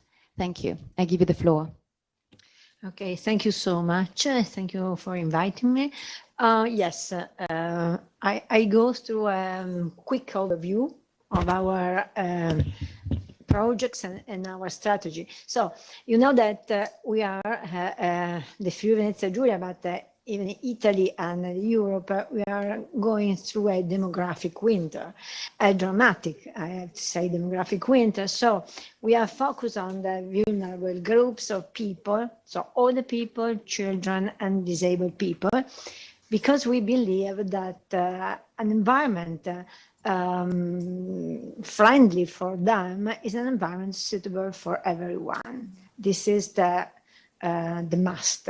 So we are working now, we had a kicking off meeting on the 17th of November. We are working with the WHO and we are having a well-being economy lab, which means that we are going to realize and design the FVG resilient. So we started from the data and the analysis of the context in our region. So I have to say that you mentioned the Fondazione Zancanza. We worked in early 2001, 2003, and we developed the first Italian profile and the first city health development plan. So we use the focus group, we use this analysis, and we try to match the objective data with the how can I say, surveys and focus group results. So here we have a sort of, we collected 600 and over data, and we try to put in 4 petals, as you see, as a planetary, well-being, human, social, and economic. So we try to now to organize specific indicators. How can I say, properly, yes. Specific indicators, yes. There are indicators just to match the gray area we are going to have as a result of the focus group. So, but anyway, this is a very big project we started, and we are going to put all we are doing and we done inside, and the news, a new path we need to develop. So we support, people with disabilities so they can lead independent lives, which means being able to live like anyone else, make their own decision about their lives, and choose how, where, and with whom they want to live. And we strongly want FFG to be a region that responds to the needs of vulnerable people at all stages of life, from childhood to old age, because this is, we are taking into account all the life course. So the disability and so on, the poverty, the fragility, and so on. So we have a website on disability. So we go through the laws, regional laws from 1996 to the Italian laws and so on, just to go and to see in the bottom the regional law on active and healthy aging and to counteract loneliness. We are, this is a very big program. It is funded, and it is absolutely devoted to healthy aging and loneliness, and to the NGOs.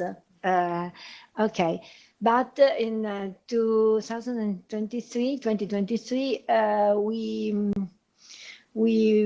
we made a regional law for caregivers, try to understand their and define their social role, provide support through financial assistance, and we have a 3-year action plan with, and the provision of information, guidance, and so on. Okay, this is not so much, but there is a contribution for uninformal caregiver, which means family member, friends, or something like that, 300 euros per month for a max 12 months, so less than €1 per hour. But yes, but okay, yes, this is one. Okay, the plan for the 2025. So we are continuing to map the fragility. So we use since 2017 a project called Prisma 7, which is a sort of a scale of 7 questions. You put all the people over 65, and so you can have a map in the region of the fragility. I mean people not in charge of social or health system. I have to stress the concept that in Friuli Venezia Giulia we have a strong relation with the social system and regional health system. So we have a very strong, and we are in the same directorate. This is okay. So after we can monitoring them and try to facilitate their independence. You know, we have a strong community home care. So the health authorities, together with the social services and 4 departments, will continue an implementation of community home care experiments, which will lead to the definition of intervention and services for people with dementia. This is a focus on dementia in their respective pilot territories. It's quite complicated. I think it's they are doing a very good work. And the promotion of well-being, we implement programs aimed to increase the level of physical activity in all age groups. We have a very strong project called FVG, Friuli Venezia Giulia in Movimento. Okay, and this project. In this project, we have more than half of the municipalities. So we finance them, and they are building the path for people, or the people, disabled people, and they need to maintain them. And we have in Atlanta a book on this. It's quite interesting because the tourists are so interested in. Okay, so this is Prisma 7 over the 75 years. Okay, this is a screen to detect fragility and then any other disorders. And here we have, okay, another project. This is not a project. We have the disability in our directorate. This is made by disability NGOs. There is a sort of board, and the board is financing the Regional Information Center on Architectural Barriers, and they offer free cost of advice for public and private citizens. We need who need the help, and free of charge, of course. You know that if you can see the SDGs, He's according to the fourth, 8, and yes, 11 and 17. And okay, this is a spot project, a blind cafe, which is continuing. So it is a bar run by visually impaired people, open to all the citizens in Trieste. This one, but the main project is, in my opinion, the Abitare Possibile, the feasible living. We have in our director a welfare area,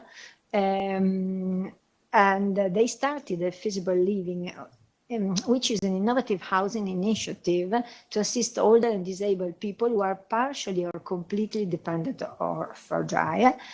And we are developing, this is interesting, an intergenerational housing program where people we renewed or rebuilt or build up new buildings and try to, in green areas, try to combine the needs of young families and with children and older persons. Sorry, Mrs. Zamaro, could you Okay. just Yes.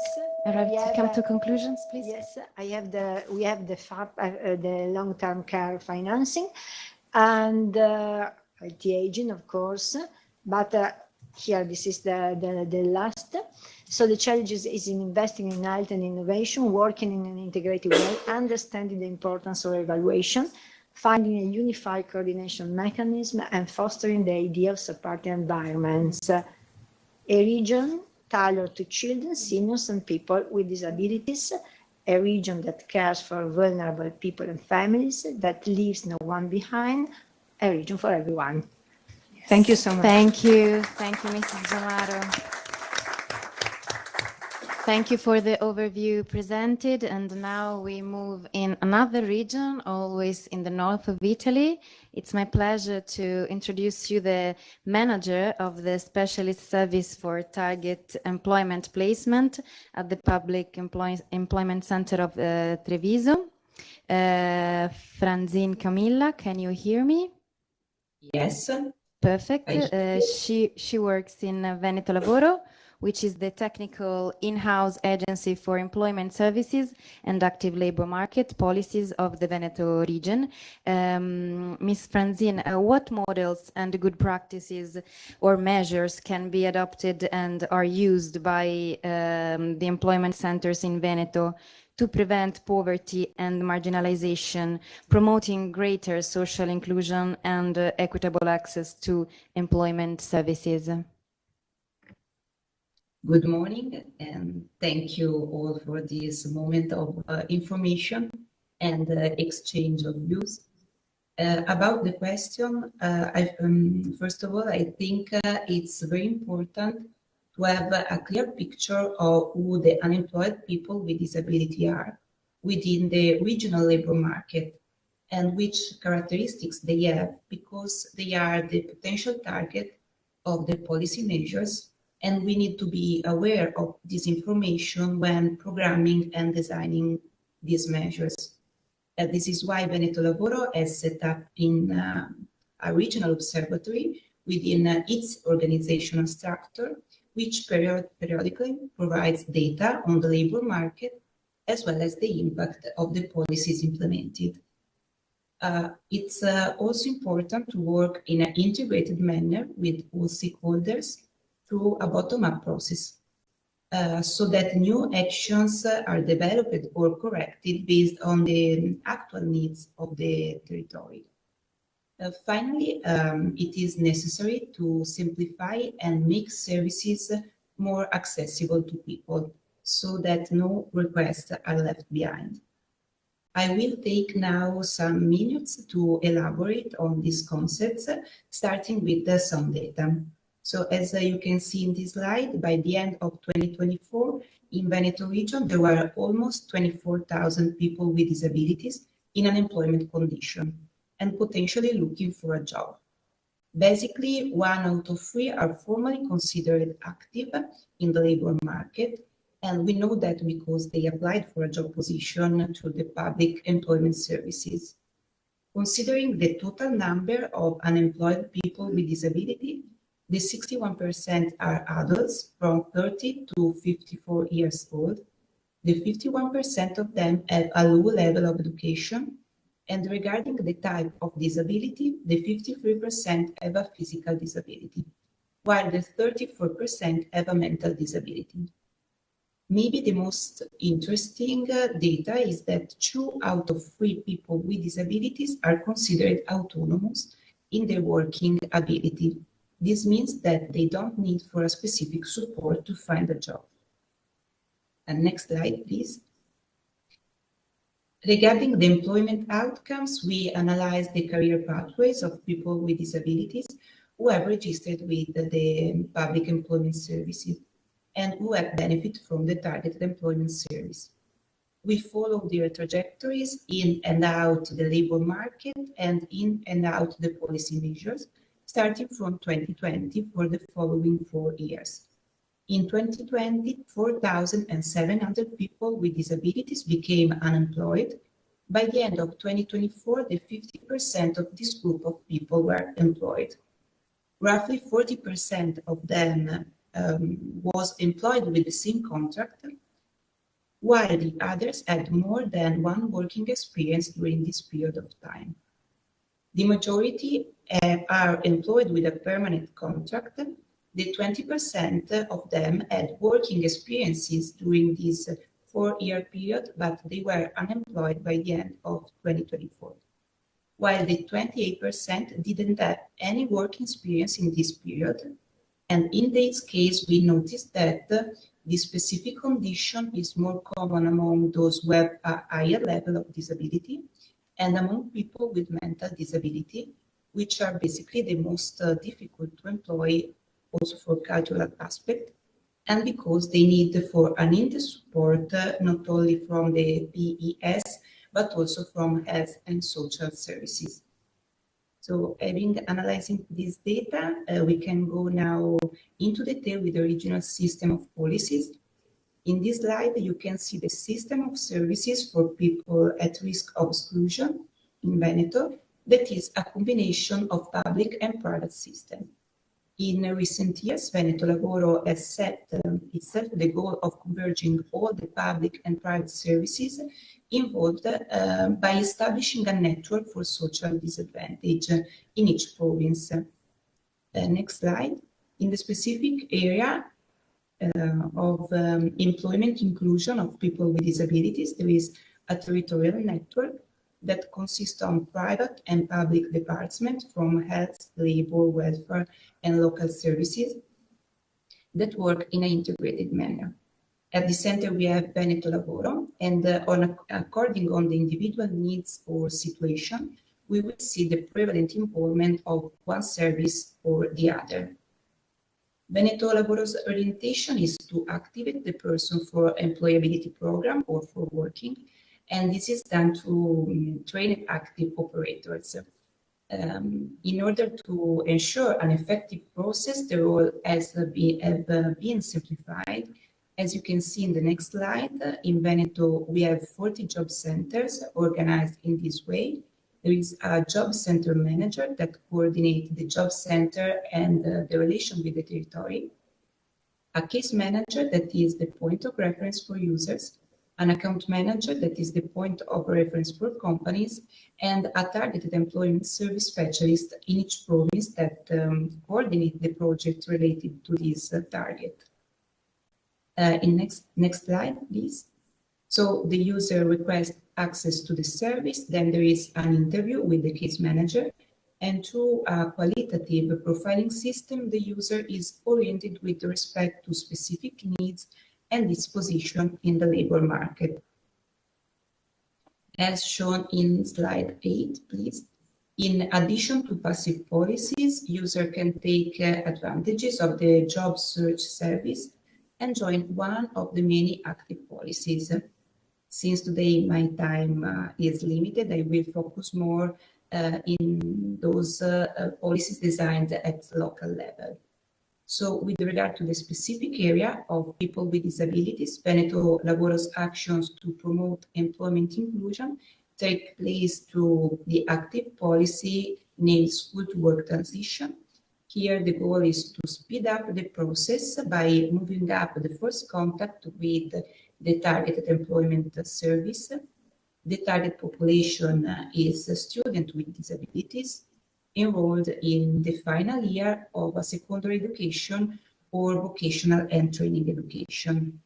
The eligible services are support for the implementation of school-to-work alternation experiences and placement services. And in case of employment outcome achievement, a result bonus is provided to the private operators. In the next slide, we can see the voucher rafforzato. That is a multi-service voucher. It allows the purchase of different services from private operators as specialized assessment, a placement service. It gives them the chance to attend training courses with indemnity of attendance and do an internship. There is also a voucher for covering all the expenses, such as rent or purchase of technological tools, transportation, etc. Next slide. There is another policy aimed at extending the job coaching even after onboarding with a specific measures that allows both the worker and the company to have a disability coach available for a period of 6 months, which can be extended to 9 months based on specific needs. This supportive measure is aimed at ensuring that the employee who is experiencing an aggravation of the disease doesn't lose his job, or as additional support to ensure a successful integration into the workforce. At least in the next slide, the Article 14 conventions. This is a special agreement signed with the Targeted Employment Office, the social cooperative, and the company. And through this agreement, the employer turned to a social cooperative a work contract, which hires a person with relevant disabilities to do it. This service is reserved for placement of people with workers with relevant disabilities. And the goal is for the employee to learn the job in a protected context and then possibly be hired when he acquired the job skills. Thank you for your attention. I leave here my work contact. And thank you. Thank you, Mr. Franzin, for being crystal clear and for your effective presentation. And now I would give the floor to the audience here in presence or online. If there are some questions, our panelists are glad to answer. So don't be shy. Otherwise, we could go to our coffee break, which is now a brunch since it's 12. But we love brunch, so perfect. The catering is called Les Uns et les Autres, and it is a catering with the social purposes, which I strongly recommend, personally. So thank you for being here. Thank you for people online. Thank you for my staff, Alice, and also all the other people. We can,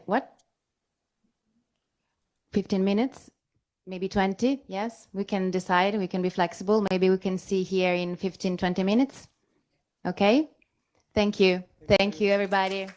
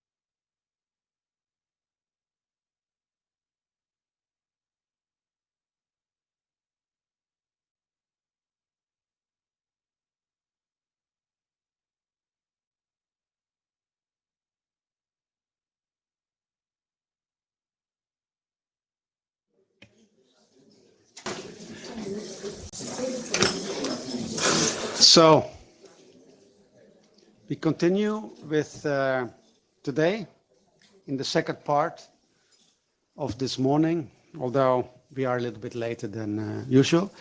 The second part will focus on the service provider support and the path to individual living.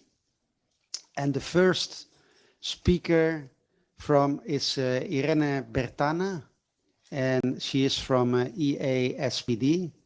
She's a senior policy officer, and EASPD is the leading voice of disability services across Europe, representing over 20,000 services in over 46 different countries. They promote human rights and equal opportunities for people with disabilities through effective and high quality support. So, Irene, the floor is yours. Thank you. And welcome all. I will try not to be too long, also because many of the things I wanted to cover have been covered very well by the speakers of the previous panel. And also the presentation of EASPD by the introduction. But just something to say to complete is that our members represent our umbrella and single organization providing for the 30% employment services, but also any other kind of support. They are mainly NGOs. There is a few also public providers too. And our mission is about implementing the UN Convention on the Rights of Persons with Disabilities, which means on the one hand, advancing the way the services are given towards quality, and on the other hand, creating and advocating for enabling policy systems. And I guess that you heard this already this morning. We have a problem. There is a lot of people with disabilities and families of people with disabilities who are in poverty, who live in poverty, and disability is a factor for this. Why? Because the support is not there. It's not there in terms of financial support sometimes, in terms of social protection, but also in terms of support that brings possibilities for them to participate in their communities, to access education, to access employment, and to live a life like anyone else. And it looks a bit like a spiral, because when there is not the right support in place, when there is not enough social protection, unless you come from a wealthy environment, your situation will be affected by disability. And there is also, it's not here, a gap in the accessibility to quality services. This means that you can have quality services if you come from the right place and from the right family. In that case, you will have amazing opportunities. But if this is not the case, for example, you live in rural areas, then you have maybe one service available, maybe a service that is outdated in the way it is provided, but is the only option available, which means that sometimes parents and families take over and decide to spend their life supporting their relatives. And we believe that quality services can break this cycle, but not the services are the same. So when we say quality services, we mean services that are aligned with the vision of the UN CRPD, which is an empowering vision. So these services need to be built around the fact of giving choices and control to persons with disabilities for them to live in their communities with meaningful relationship with their friends and their relatives. And those services don't have to work in separate boxes. They need to work together across the different areas of life of a person. So there is a lot of need of coordination, and they need to pay their staff enough for them to not to be burned out, not to want to leave, because we have a real problem in the disability sector staff with people that are trained to do a work, they decide to reconvert their careers because they don't want to live in poverty as well. So we have to look, if we look at poverty, at those two angles at the same time. And there are a few things that I highlighted here. I think it was very interesting to hear from the regions some very good examples and approaches of trying to do a lot of these and to make those words reality. First thing is about building a foundation, which means providing essential services to everyone, including persons with disabilities. Which mean housing, which is accessible and available, health services, education, and social protection, taking into account that employment is seen as a way out of poverty, and it should be the case, but not all the people with disability are able to work, and this shouldn't be a guilt, and the families of them as well. So this means that you need to have also income resources for them. Another thing is about starting early. So this is something that I will never stop to stress. It's very important to provide the right support to the families from the day one that they find out that they have a child with a disability. And this means guiding them through the support available to understand what is the problem and how they can solve them, train them, because it's not about bringing a child to therapy, it's about understanding how to relate to the child. And when this is done early enough and with the right perspective, this opens up opportunity both for the family, because when it's done right, it's around the well-being of the family, not only of the child. And it's about entering education. And when you enter education and education is done with the right approach, then you can find what are your talents, what are the things that you like to do. And then you can go on. And then you can have apprenticeship, and then you can start to work. And sometimes work can be also something that can make a difference, or can be segregated, or can be occupational therapy. So it's also a matter of changing this way of providing work, moving out from a charity vision where, okay, we are very good because we give you something to do, but from enabling framework that is also starting from the policies, because sometimes it's a matter also of benefit traps. People that enter in employment risk to leave, to don't have anymore the support that they need to survive. Then it's a matter of universal access. So no matter where you live, no matter how money you have quality services.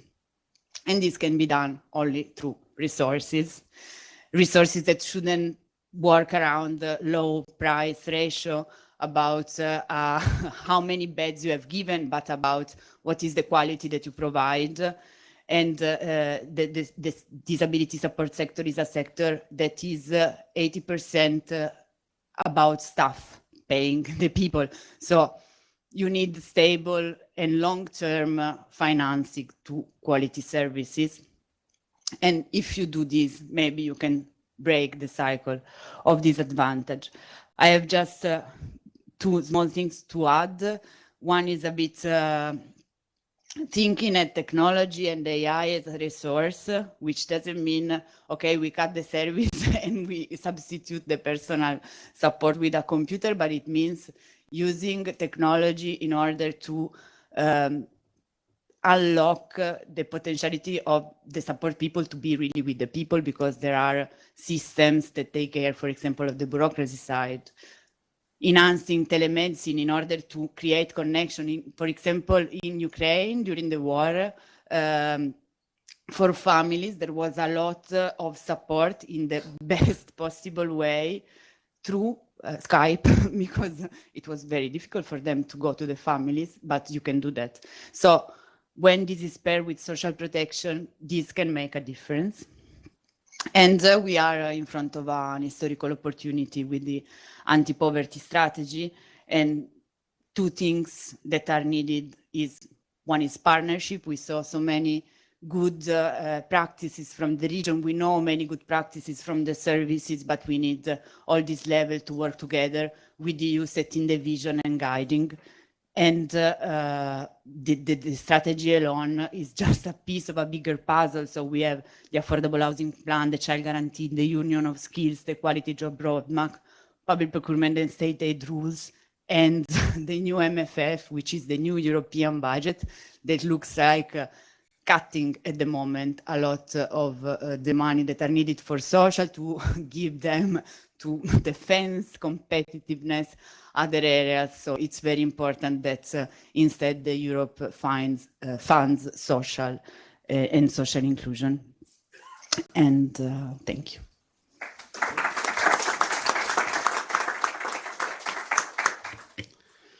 The next speaker is Paolo Gamba. He's the vice mayor of a very beautiful city, the city of Belluno, with crystal blue waters of the Piave River, a beautiful cathedral. It's called the Duomo. I think it's San Martino, I think, Cathedral. The San Martino Cathedral, I think. Yes. And it is high in the mountains also, I think in the Alps or the Dolomites as well, in Veneto region. The floor is yours, Mr. Gamba. Tanto grazie. Io oggi porto i saluti del nostro sindaco, che è un campione paraolimpico. A Londra 2012 ha vinto la medaglia d'oro nelle Paralimpiadi e perciò di questo progetto che faremo vedere oggi noi siamo molto orgogliosi di poterlo presentare e con la speranza che anche altri territori prendano questa nostra progettualità con questo spirito e con questo entusiasmo. Io non voglio tanto soffermarmi, voglio ringraziare intanto sicuramente la regione Lombardia, voglio ringraziare tutti quelli che in questo momento stanno combattendo io la chiamo guerra, ma è un grande incontro per arrivare a raggiungere determinati obiettivi che oggi sono difficili da raggiungere, molto difficili e complicati sul welfare. Abbiamo noi come provincia di Belluno, una delle province più grandi d'Italia come estensione, però abbiamo 196.000 abitanti, come un condominio di Milano. E perciò potete pensare quello che difficoltà ci sono. Oggi siamo attenzionati perché siamo vicini alle Olimpiadi Cortina-Milano, non Milano-Cortina, e essendo vicini a queste Olimpiadi siamo molto attenzionati, siamo molto fiduciosi che tutti vengano a vederci e vengano a scoprire quelle che sono le nostre specificità. Io vi ringrazio e do la parola al dottor Perale che adesso presenta il progetto che secondo noi è un bellissimo progetto. Grazie. Grazie mille. Yes, please. Elena, can you translate it? Yes. On behalf of the Vice Mayor of Belluno, Paolo Gamba, he is very honored to be here, and he brings the greetings from the Mayor of Belluno. The Mayor of Belluno is a champion, a Para-Olympic champion, Oscar de Pellegrin, and so he wanted very much to highlight the importance of the events and the meaningful situation. So they are here and they are very proud to bring forward an important project that they will share with you. And they would also like to share it with not only in Veneto, but also in Europe and in other regions that could be interested in this new concept of inclusion. He thanks very much the Lombardy region for organizing this event together with CBM. And everybody is, according to him, at war, but at war just to reach some specific objective altogether. Belluno is one of the largest area in the Veneto region as a province, but the Belluno itself it's not very big because it's nearly 200,000 inhabitants. So many difficulties according to the place, and highlighted also the Olympic Games of Cortina Milano. And just to an invitation for everybody to contribute, and the floor is to Stefano Perale, the head of cabinet, to introduce the important project they want to share with you.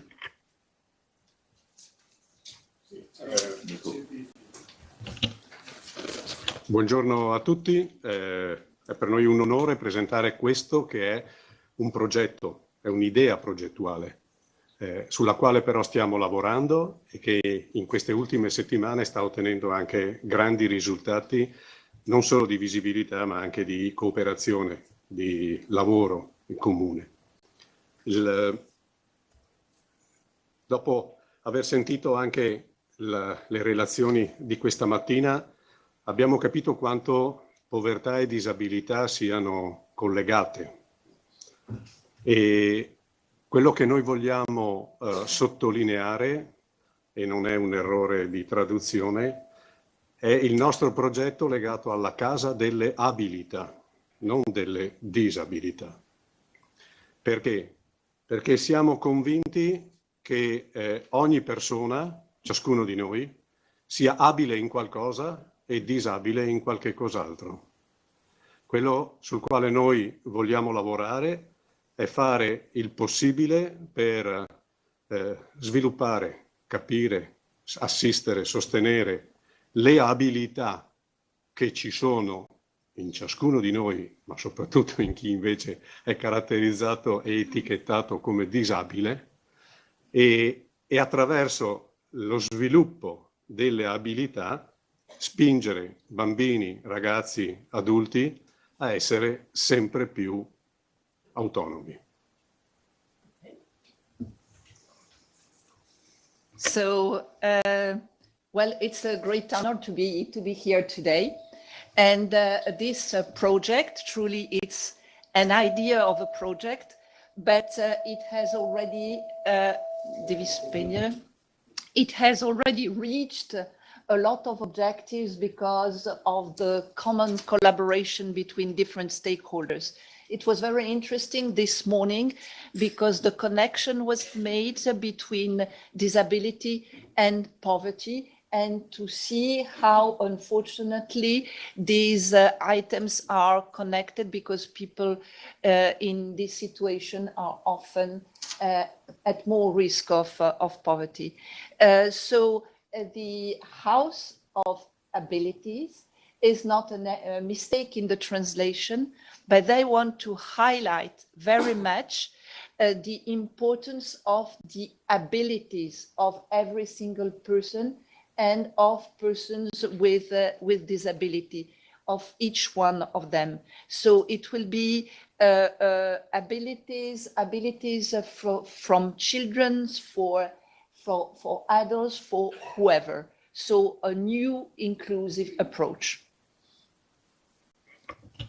Un altro aspetto che ci piace sottolineare è il rapporto intergenerazionale. Fin nel suo progetto iniziale, quello che vogliamo proporre è un luogo nuovo in cui bambini e anziani possano stare insieme, possano giocare insieme, possano lavorare insieme, perché siamo convinti che i bambini facciano bene agli anziani e gli anziani fanno bene ai bambini. So a very important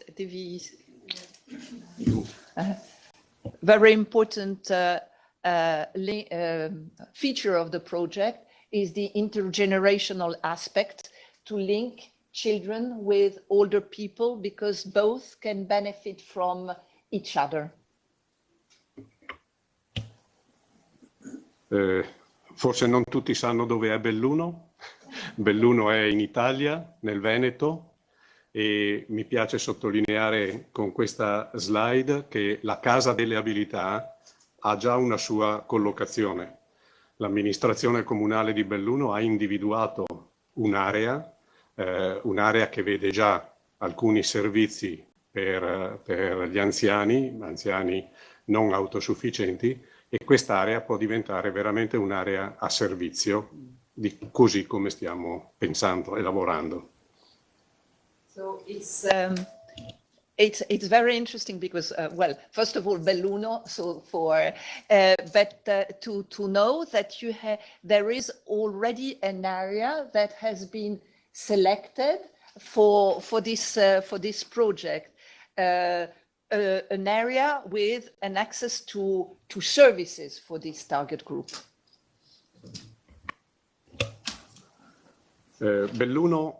Belluno è il capoluogo della provincia di Belluno. Abbiamo sentito, è una provincia molto estesa e con pochi abitanti. Sono quindi in atto delle sfide territoriali che il progetto mira a risolvere, forse è troppo, però vogliamo affrontarle. C'è una frammentazione territoriale. Ci sono tanti paesi dispersi anche nelle montagne, che soffrono di uno spopolamento proprio per carenza di servizi. Ci sono pochi servizi specializzati. Come sempre, quando ci sono poche persone, si rischia di avere pochi servizi di elevata qualità. Ci sono lunghi tempi di attesa per le certificazioni diagnostiche. Anche questo è un aspetto che spesso porta le famiglie con i problemi a cercare delle soluzioni fuori dalla nostra provincia. Questa frammentazione spesso comporta anche una difficoltà nel lavorare insieme, tra pubblico e privato, fra pubblici, fra privati.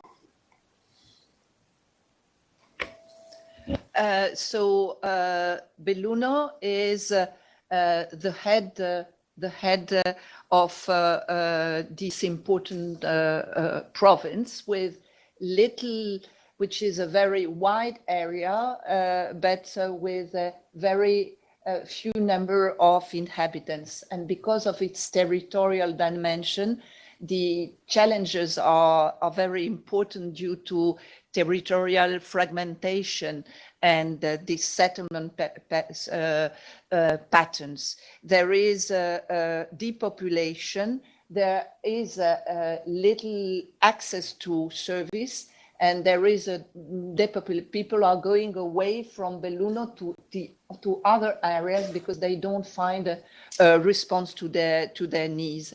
There are also very long waiting lists, and so this is why this project is trying to answer to these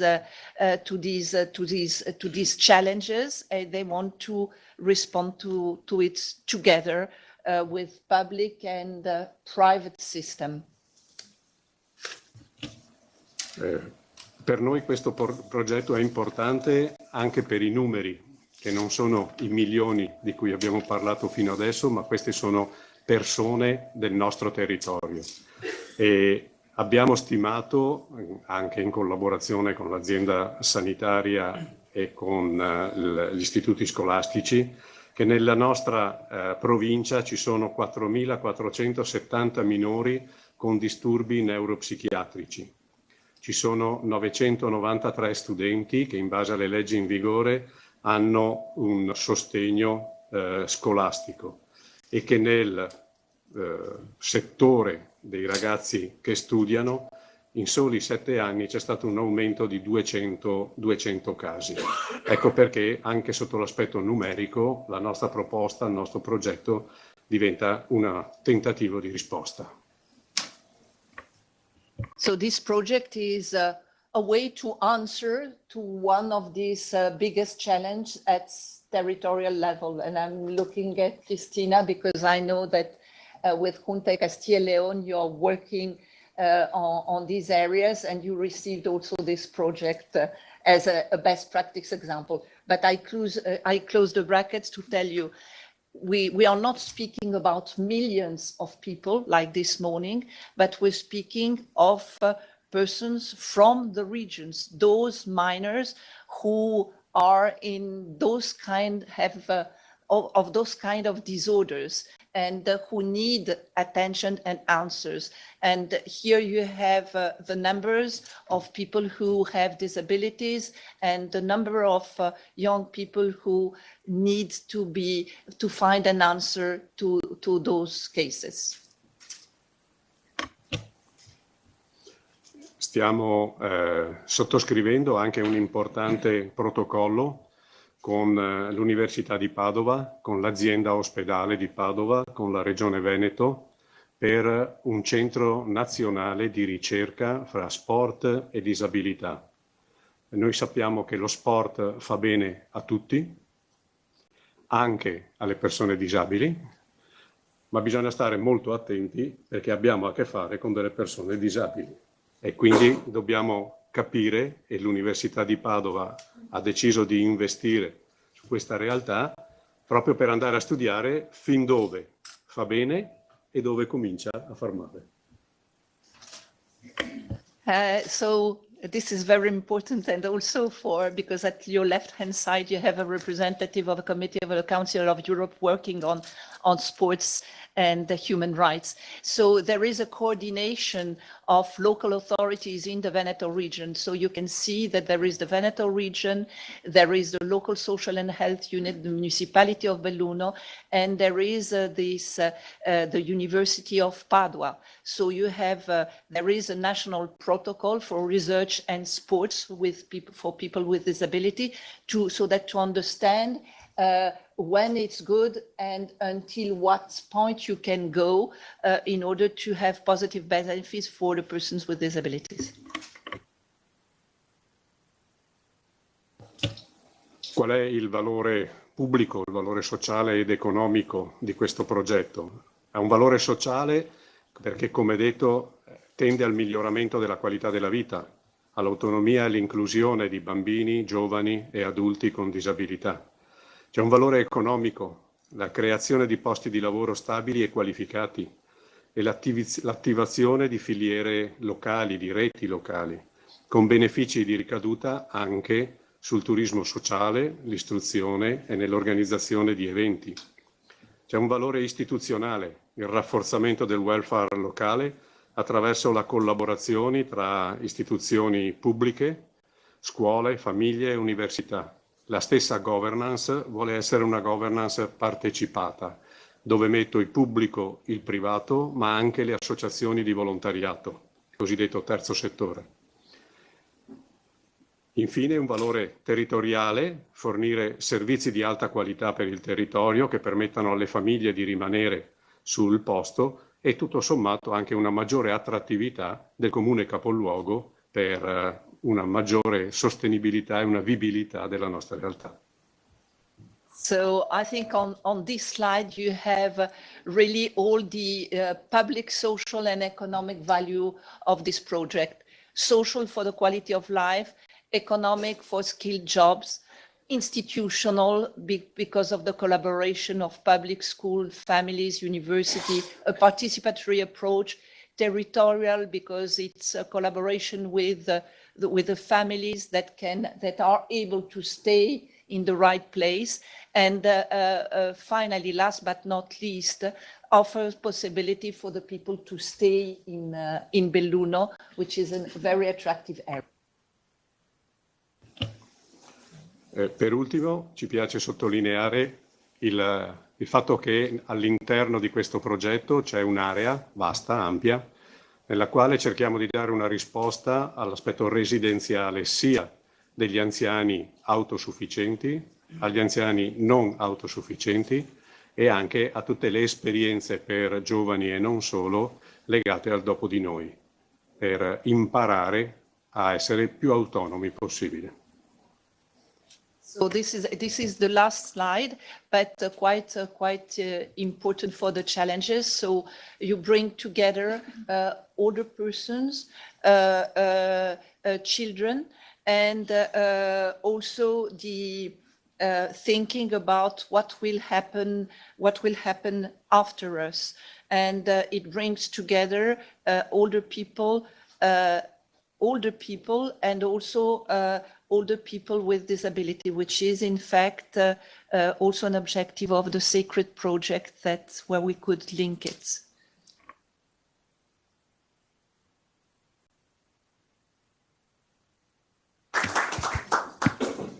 Grazie mille, signor Gamba, signor Perale. È una buona pratica per tutta l'Europa e un progetto molto importante. Grazie. The next speaker is the next speaker is Jean-Luc Simon, or Jean-Luc Simon. He's from DPI Europe chair, and DPI stands for Disabled Peoples International. DPI is a human rights organization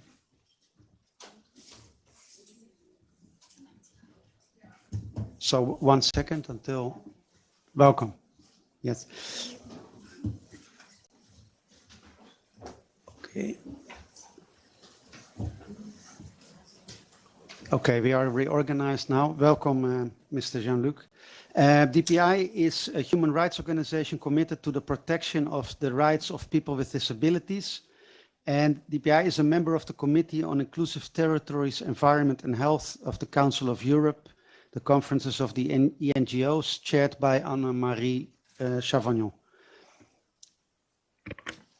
So, hello everybody. Thank you for invite me to speak about this DPI Europe project. DPI is an organization led by a majority of people with disability. Our voice is nothing for us without us. It is the DPI motto. And in the way of that, I am the chairperson of European region.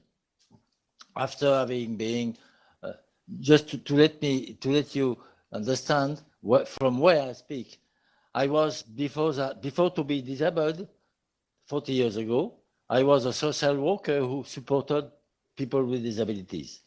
And I lose my job because I lose my capacity to work. So I am a professional on disability who lose his job because he got disabilities. So it's just telling us how the society is ready to work with people with disability and how it's complicated sometimes. But we are on the way to have productive alliance, because this is what DPI is looking for. And this project in particular, when I read that the European Commission is looking and in the frame of anti-poverty program, an action plan, I was very impressed to find a proposal to revise the pension system to make the people who are going to recover some jobs and some salary to don't lose everything after that. Because we know that as people who get pension, we know that it is a barrier, a very big barrier, who is refraining the inclusion in the work inclusion of people with disabilities. I am in this condition for 40 years. I always know that. So I was obliged to work in the dark, not officially, but to have a company, to make training courses, to make my organization able to earn money. So I am going to earn money, not for me, but for my organization. So it was all my life like that. If I told to the administration that I am working, it was not possible. Even at the high level, I was a member of the French Cabinet of Family for 2 years, and I expressed that I want to be paid, but it was not possible without losing everything. So I had the choice: or you lose everything and you start again in the life. I was 40 years old, so it was a bit difficult. And the French cabinet on family affairs didn't find any solution to pay me with the guarantee that I will recover my situation after my job. It was not possible. This is my case. And I wrote on that maybe 40 years ago, at the beginning, in my first research on political issues about disabilities, I start to reflect on these issues. And in 1999, in Washington, during the independent living training organized by Judy Duman, who just got the Ministry of People with Disability in the Clinton administration, the American administration asked me about this. They said, "Oh, you are working to about how people with disability can recover a job without losing their pension." And they were looking about that. They asked me. We had a discussion. Nothing happened after. I'm not aware. I doubt it was put in practice. Just to say that it's a very old story. It's a very complicated issue. It's not an issue only for people with disability. It concerns all the pension and allocation to support the people. But we have collectively, all societies, the European Commission and administration have to find the way to support the people and to support the people in a positive way with an encouragement to go to the job and with the guarantee that we are going to earn more money each day.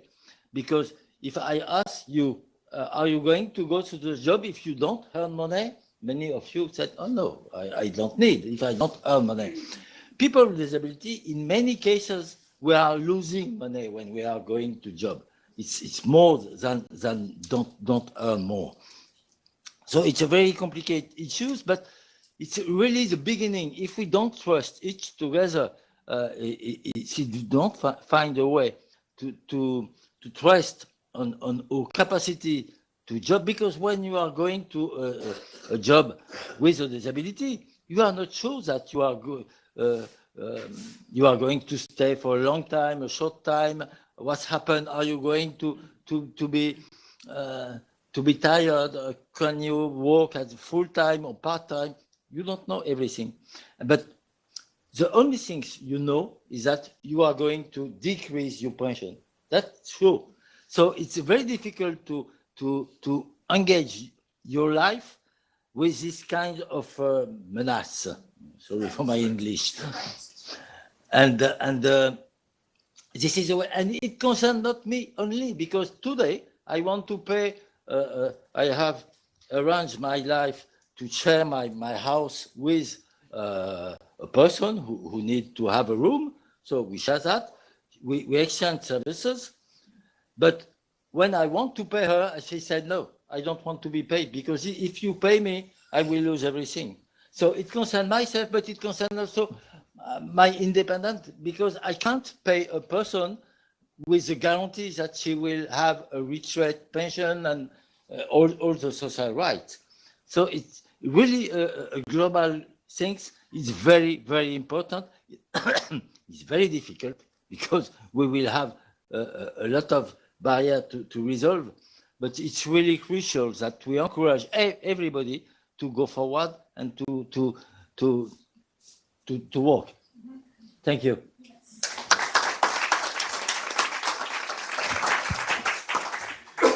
Thank you very much for sharing your own experience, Mr. Jean-Luc. The next speaker is Christian Saint-Lézer from the Council of Europe. Welcome. And well, you can say it better than me, but I have here from the conferences of NGOs, Sport and Human Rights Committee, and Sport as a tool of social inclusion of persons with disabilities. Thank you. Okay, I do both. Buongiorno a tutti e grazie alla delegazione e a Elena per l'invito. So I'm the president I'm the president of the French section of AEDE. AEDE is a very old organization, European Association of Teachers, born in 1956. We are in 26 or 27 countries in Europe. And AEDE is member of the Conference of INGOs, in Council of Europe. And in this conference, I'm leading the committee, Sport and Human Rights. We produced a recommendation. The title is Access to Sport for All as a Recognized Fundamental Right. You can find this recommendation on our website, the Council of Europe, in French and in English. And we will complete this recommendation by 2 practical tools. The first one is guidelines for sports club. It will be published in next April. We haven't finished the work. These guidelines highlights 3 key areas. A sports club has to be welcoming, inclusive, and ethical. What does it mean? Welcoming, it's not limited to competitions. A sports club must be open to all generations, all kinds of players. And for that, we have a lot of proposals to extend the capacity to welcome players in a sports club. It must be inclusive, of course. We made a lot of progress in France on this topic, but for some people in some particular areas of the territory, in rural areas, or in some part of around big cities, it's very difficult to find a sport association to practice. So it's another topic, and we have a lot of recommendations for these clubs. And last point, a sports club must be ethical. And this is one of the 2 reasons of our committee. We have to deal with 2 different problems. The first problem is a health issue. We know that a lot of studies all over the world have shown the decreasing of physical abilities of people. We have a lot of studies about that.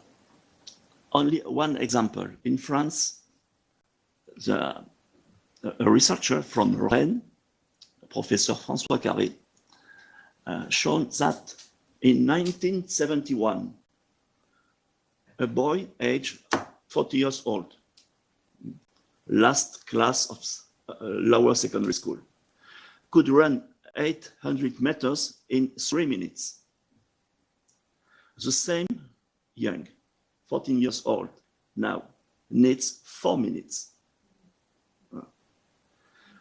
Each generation lost 5% of its physical abilities. That means in 100 years, physical abilities will decrease by 50%. So we have a real health issue, and we must promote sport for everyone. That was our first topic. Second one is we have a problem of loss of meaning in the values of sport. That's why we must promote an ethical approach of sport. These are the 2 objectives of our recommendation. So we synthesize this approach by this sentence: guaranteeing access to sport for all is a matter of social justice. Considering our subject, I will accelerate.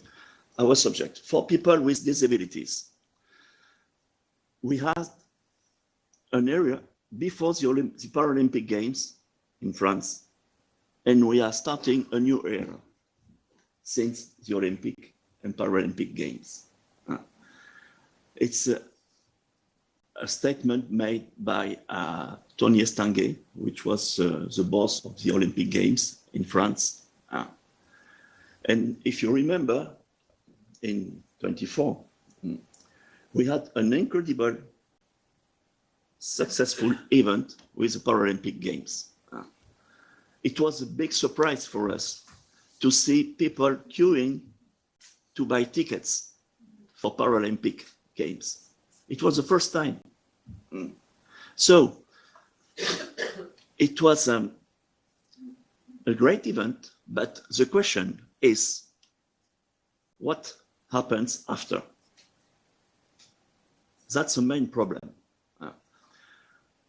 In the next months after the Paralympic Games, we have a lot of people with disabilities trying to join a sport club, a sport association. Sometimes it was easy, sometimes it was just impossible. So, what is the reality now? It's not a problem of organization. We have, in France, for example, a lot of federations, organizations, who structure the sport for disabled people. We have at least 3 national federations for this. I suppose it's the same thing in every country. You have the same kind of organization. Sometimes it depends from the Ministry of Sport, sometimes from the Ministry of Health, it depends. And we have also, in the Olympic movement, a lot of sports federations who have implemented, adapted practices for disabled people. I had a short view on the French Federation who proposed sport activities for disabled people. You can practice every team sport or quite every individual sport if you are a disabled people. You have the possibility. But the problem is not the offer. The offer exists, but people doesn't know exactly what is this offer. For instance, the French Basketball Federation, I know perfectly well, proposed since 20 years different level of contest in basketball on wheelchair. But we need to implement this practice all over the country. It's too difficult for the team from Bayonne in the southwest of France to compete with the team of Strasbourg in the northeast because it costs a lot, and it's really impossible to organize. So we have some sports, in different sports, where you can practice, but it's not possible for a lot of people. Some federations are really involved. For instance, the French Golf Federation. You have a lot of competitions, a lot of organization of events, mixing people, usual people, with people with disabilities. They are playing the same game in the same time. It's one of the solutions.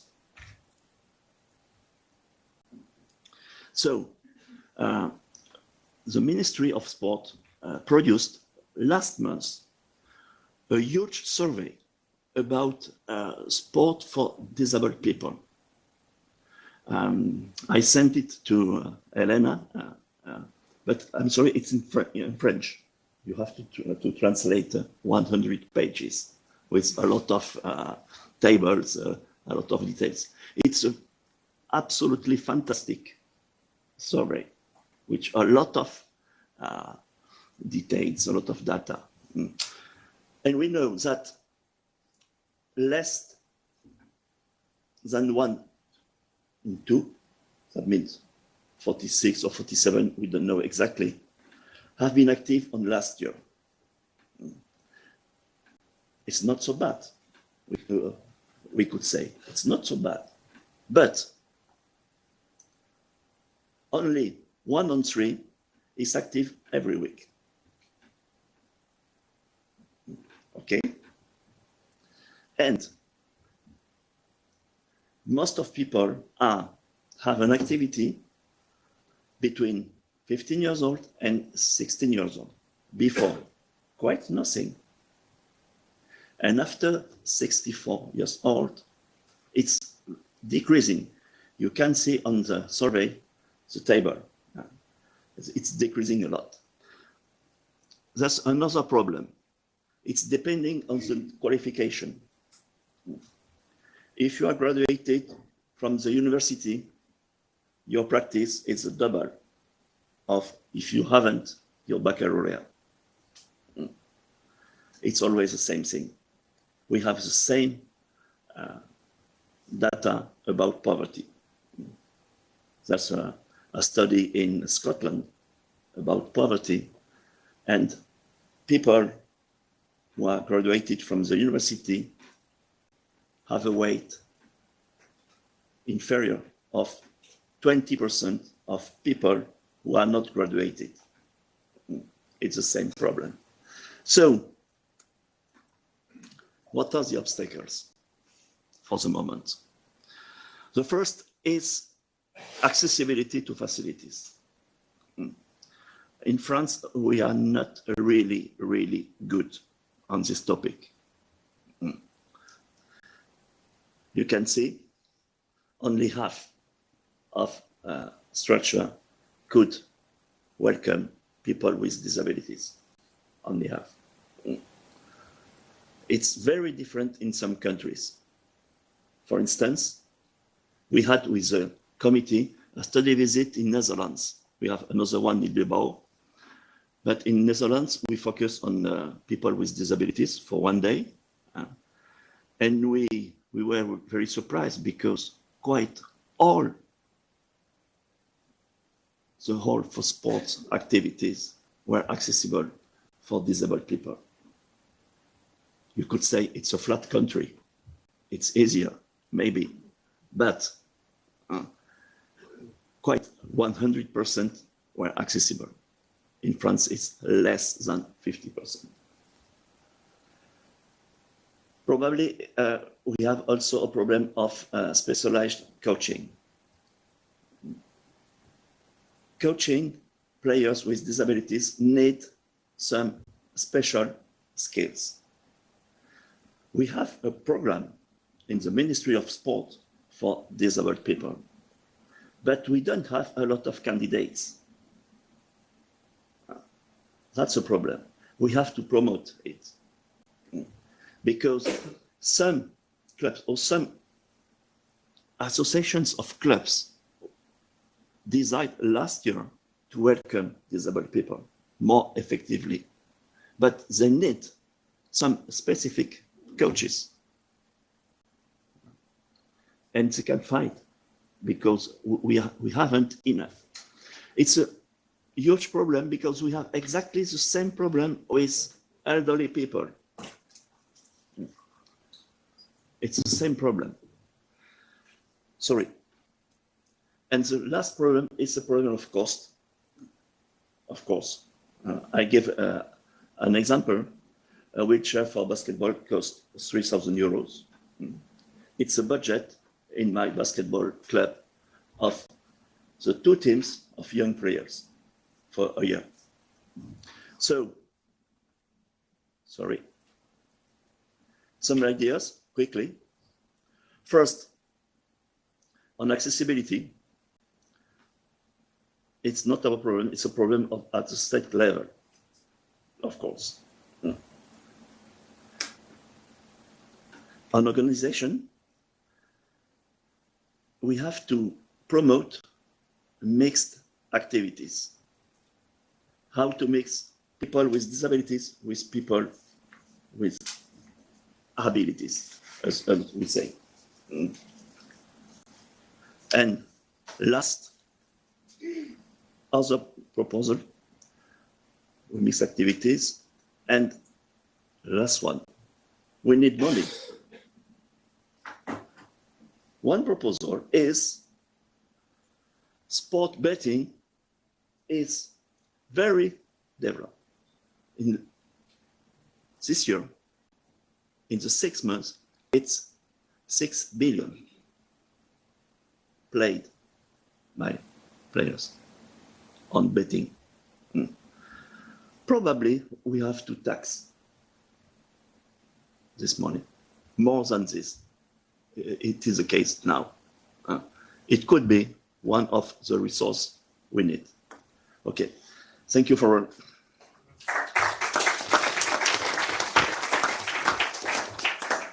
Thank you very much, Mr. Lezer. The last speaker, and then we need to finish because the lunch is starting already, and we need to be back at 2:30. So the last speaker, but not least, is Mrs. Antonella Candiago, and she is an ENEL policy officer, fueling independent living and fighting poverty. ENEL is a user-led network of people with disabilities with members throughout Europe. The floor is yours.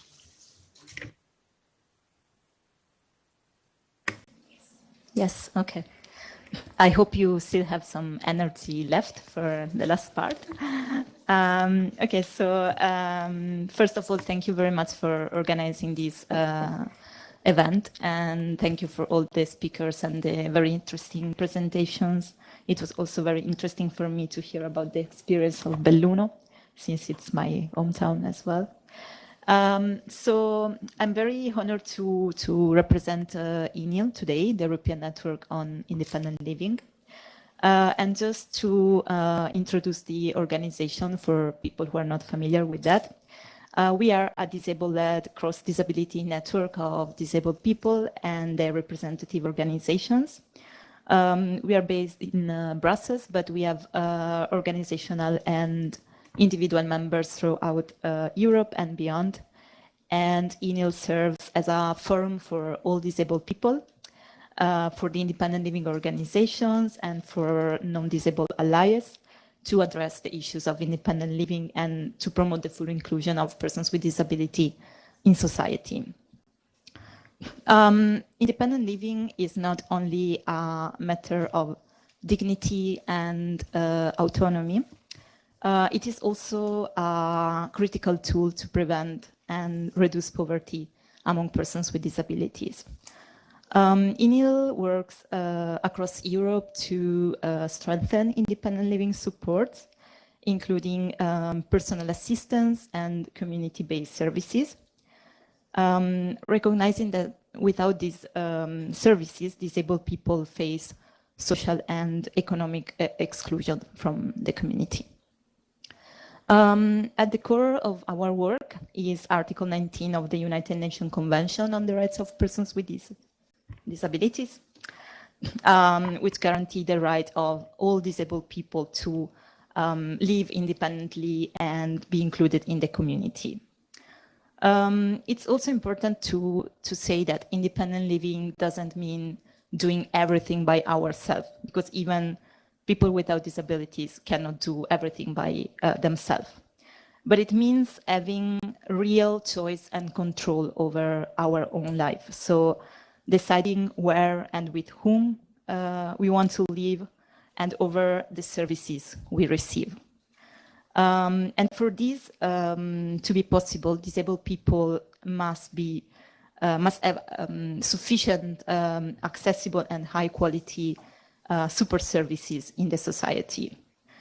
Without the proper support, as already mentioned, families and caregivers face burnout. Disabled children risk exclusion from the mainstream schools, from the social activities and the community life.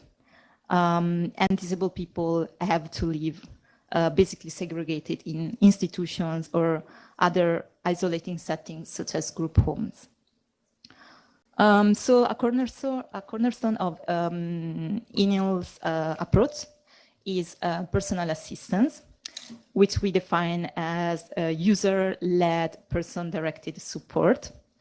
And there are some core principles. So funding must be based on needs, so not on income and not on medical considerations. Second, disabled people must control this service, deciding who provides support, how, when, and in which way. Also, users should recruit, train, and supervise their personal assistants, with also the support from centers for independent living when needed. And finally, supported decision-making should also be available for those who cannot manage independently. So why these matters for poverty prevention? Personal assistance allows disabled people to participate in education, in employment, and in general in community life. It reduces the economic burden on families, allowing parents and especially mothers, as we know, the care burden often falls on women. So it allows the parents to work, the siblings to work, and also support the transition of the disabled person from childhood to adulthood, reducing the long-term dependence and vulnerability.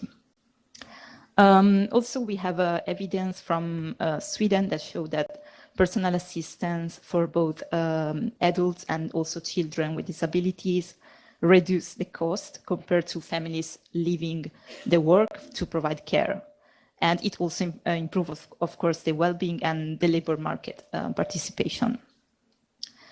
But also, when we talk about independent living, it's more than personal assistance.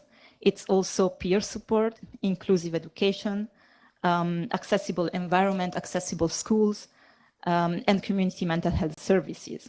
So all these are crucial pillars of independent living. And these structures enable disabled people to live independently and to navigate society, to access work, education, and community life.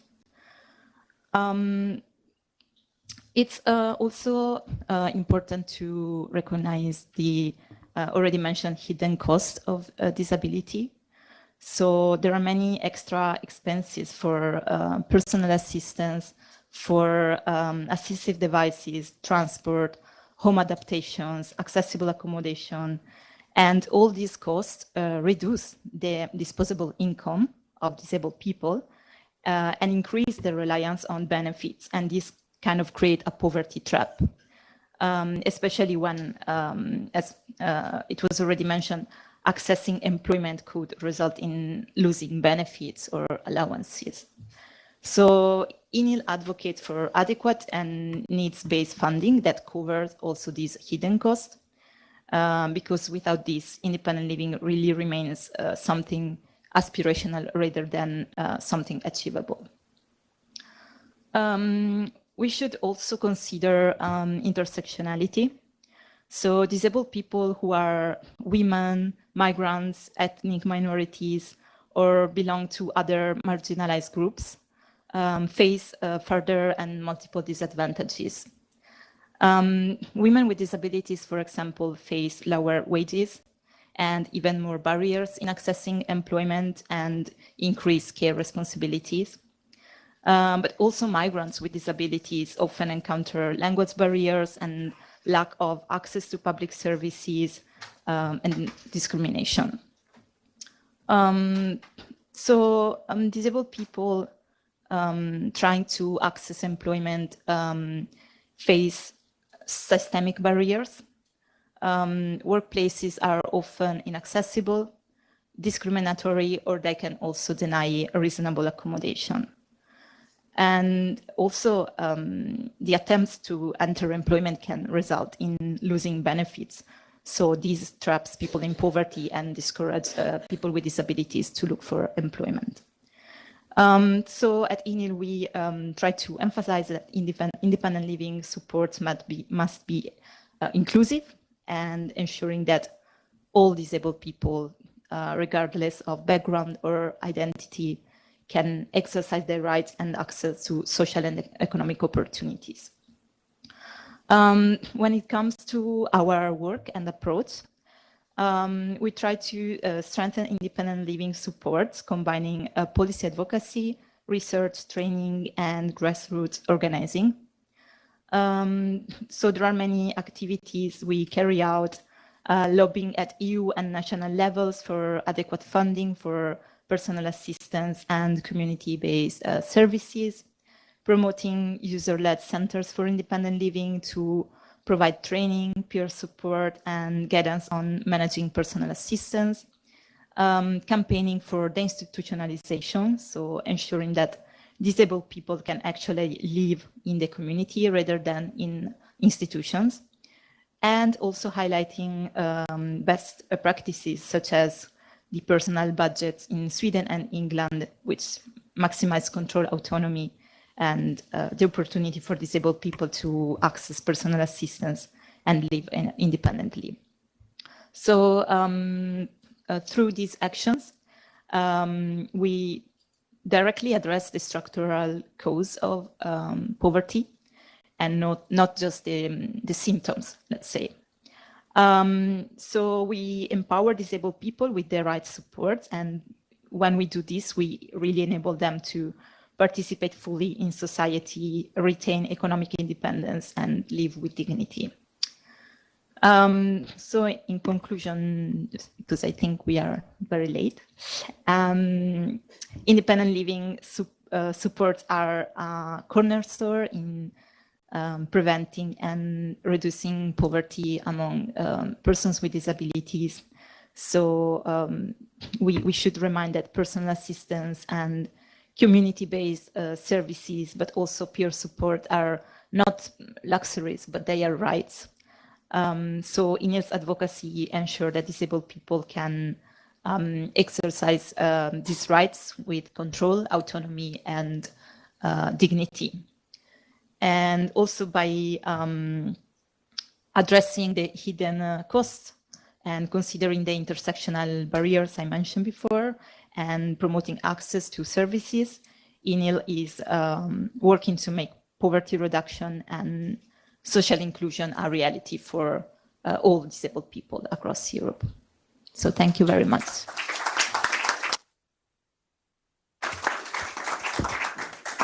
So it's almost time to break up now, but there are still some concluding remarks.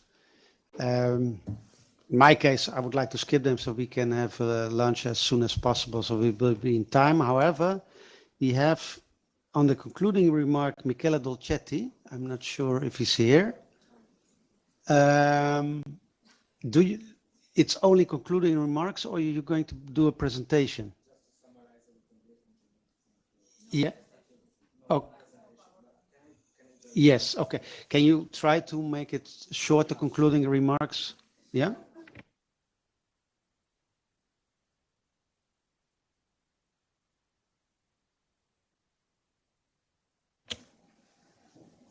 Thank you for that. Can you hear me?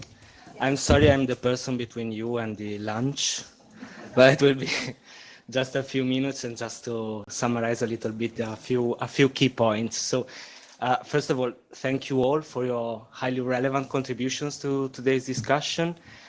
It's really been a rich exchange, I would say. And let me just thank our co-hosts. So the Disability Thematic Group of the European Network of Social Authorities, Lombardia region, also Veneto region, and all regional and local authorities who participated today, and to all our guests and speakers today.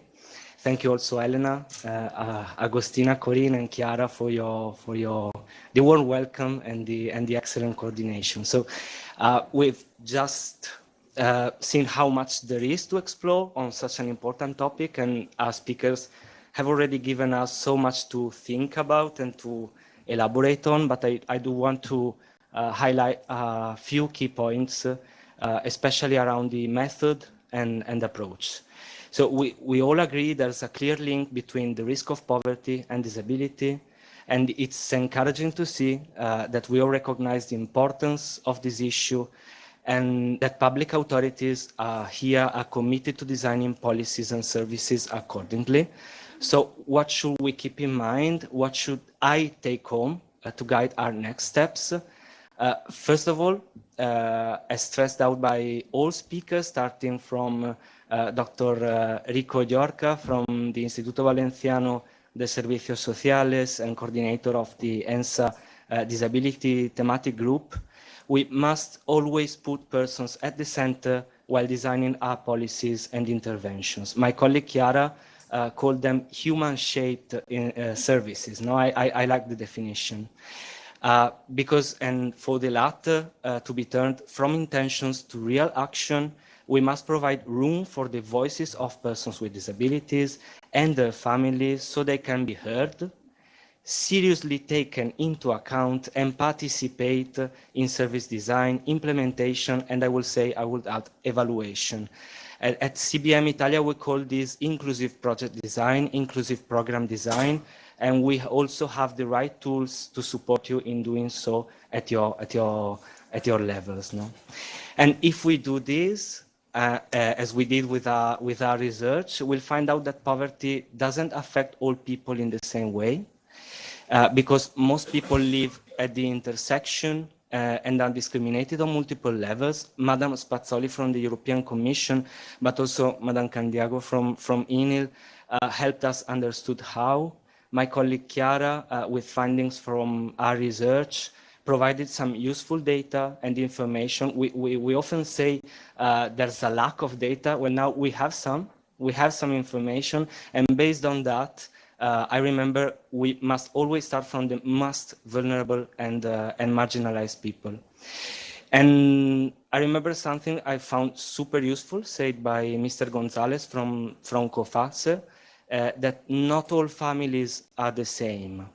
And as showed again by our research, if you look at the variety of family composition and ask families, and seriously take into account their voices, you'll always find some strengths and pretty useful resources within households, and to be leveraged on if you give them space for action and participation. To do so, we must remember we always need to work on at least two different levels. From one side, shaping good and quality services. Irene, you said building the foundations, no? From the other side, actively promoting a human rights-based approach, a real culture of inclusion, and working on the enabling environments and the context.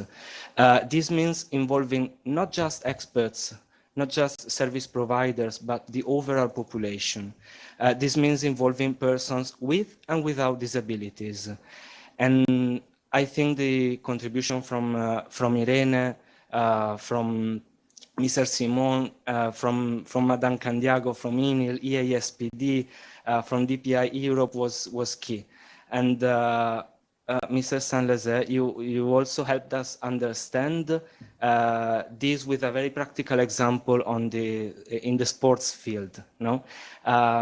It is not enough to work on adapting activities and the offer, but we must also learn how to work with a truly universal design approach, and this is key. This will be, in my opinion, a good starting point towards the creation of a human-shaped and emancipatory welfare systems. And by sharing your direct experience and commitment from Regione Lombardia, Regione Veneto, Regione Friuli Venezia Giulia, the cities of Belluno, Rotterdam, together with the Council of Europe today, you demonstrated this is more than possible. No?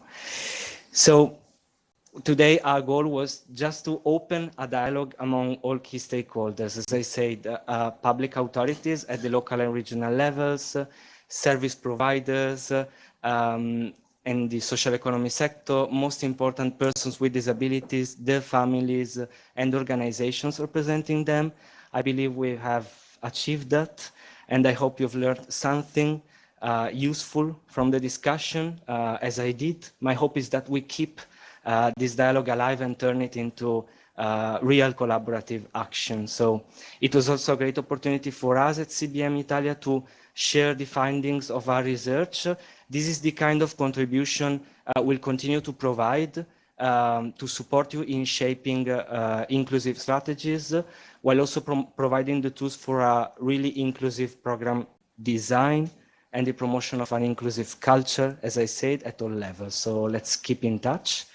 Thank you again for being here. Thank you for listening to our voices and for joining us in exploring this important topic. I just wish you all a fruitful afternoon, day and week dedicated to advancing the rights of persons with disabilities. Thank you.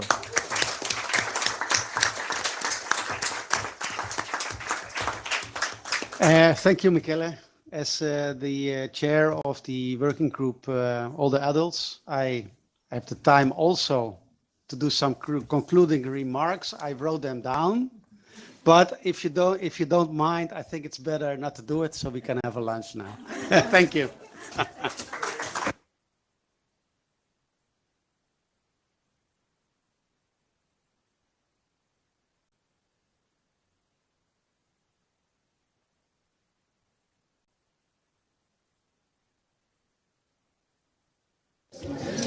For those who want, we are going to a French place near here. So if you want to eat French stuff, come with us. Bye.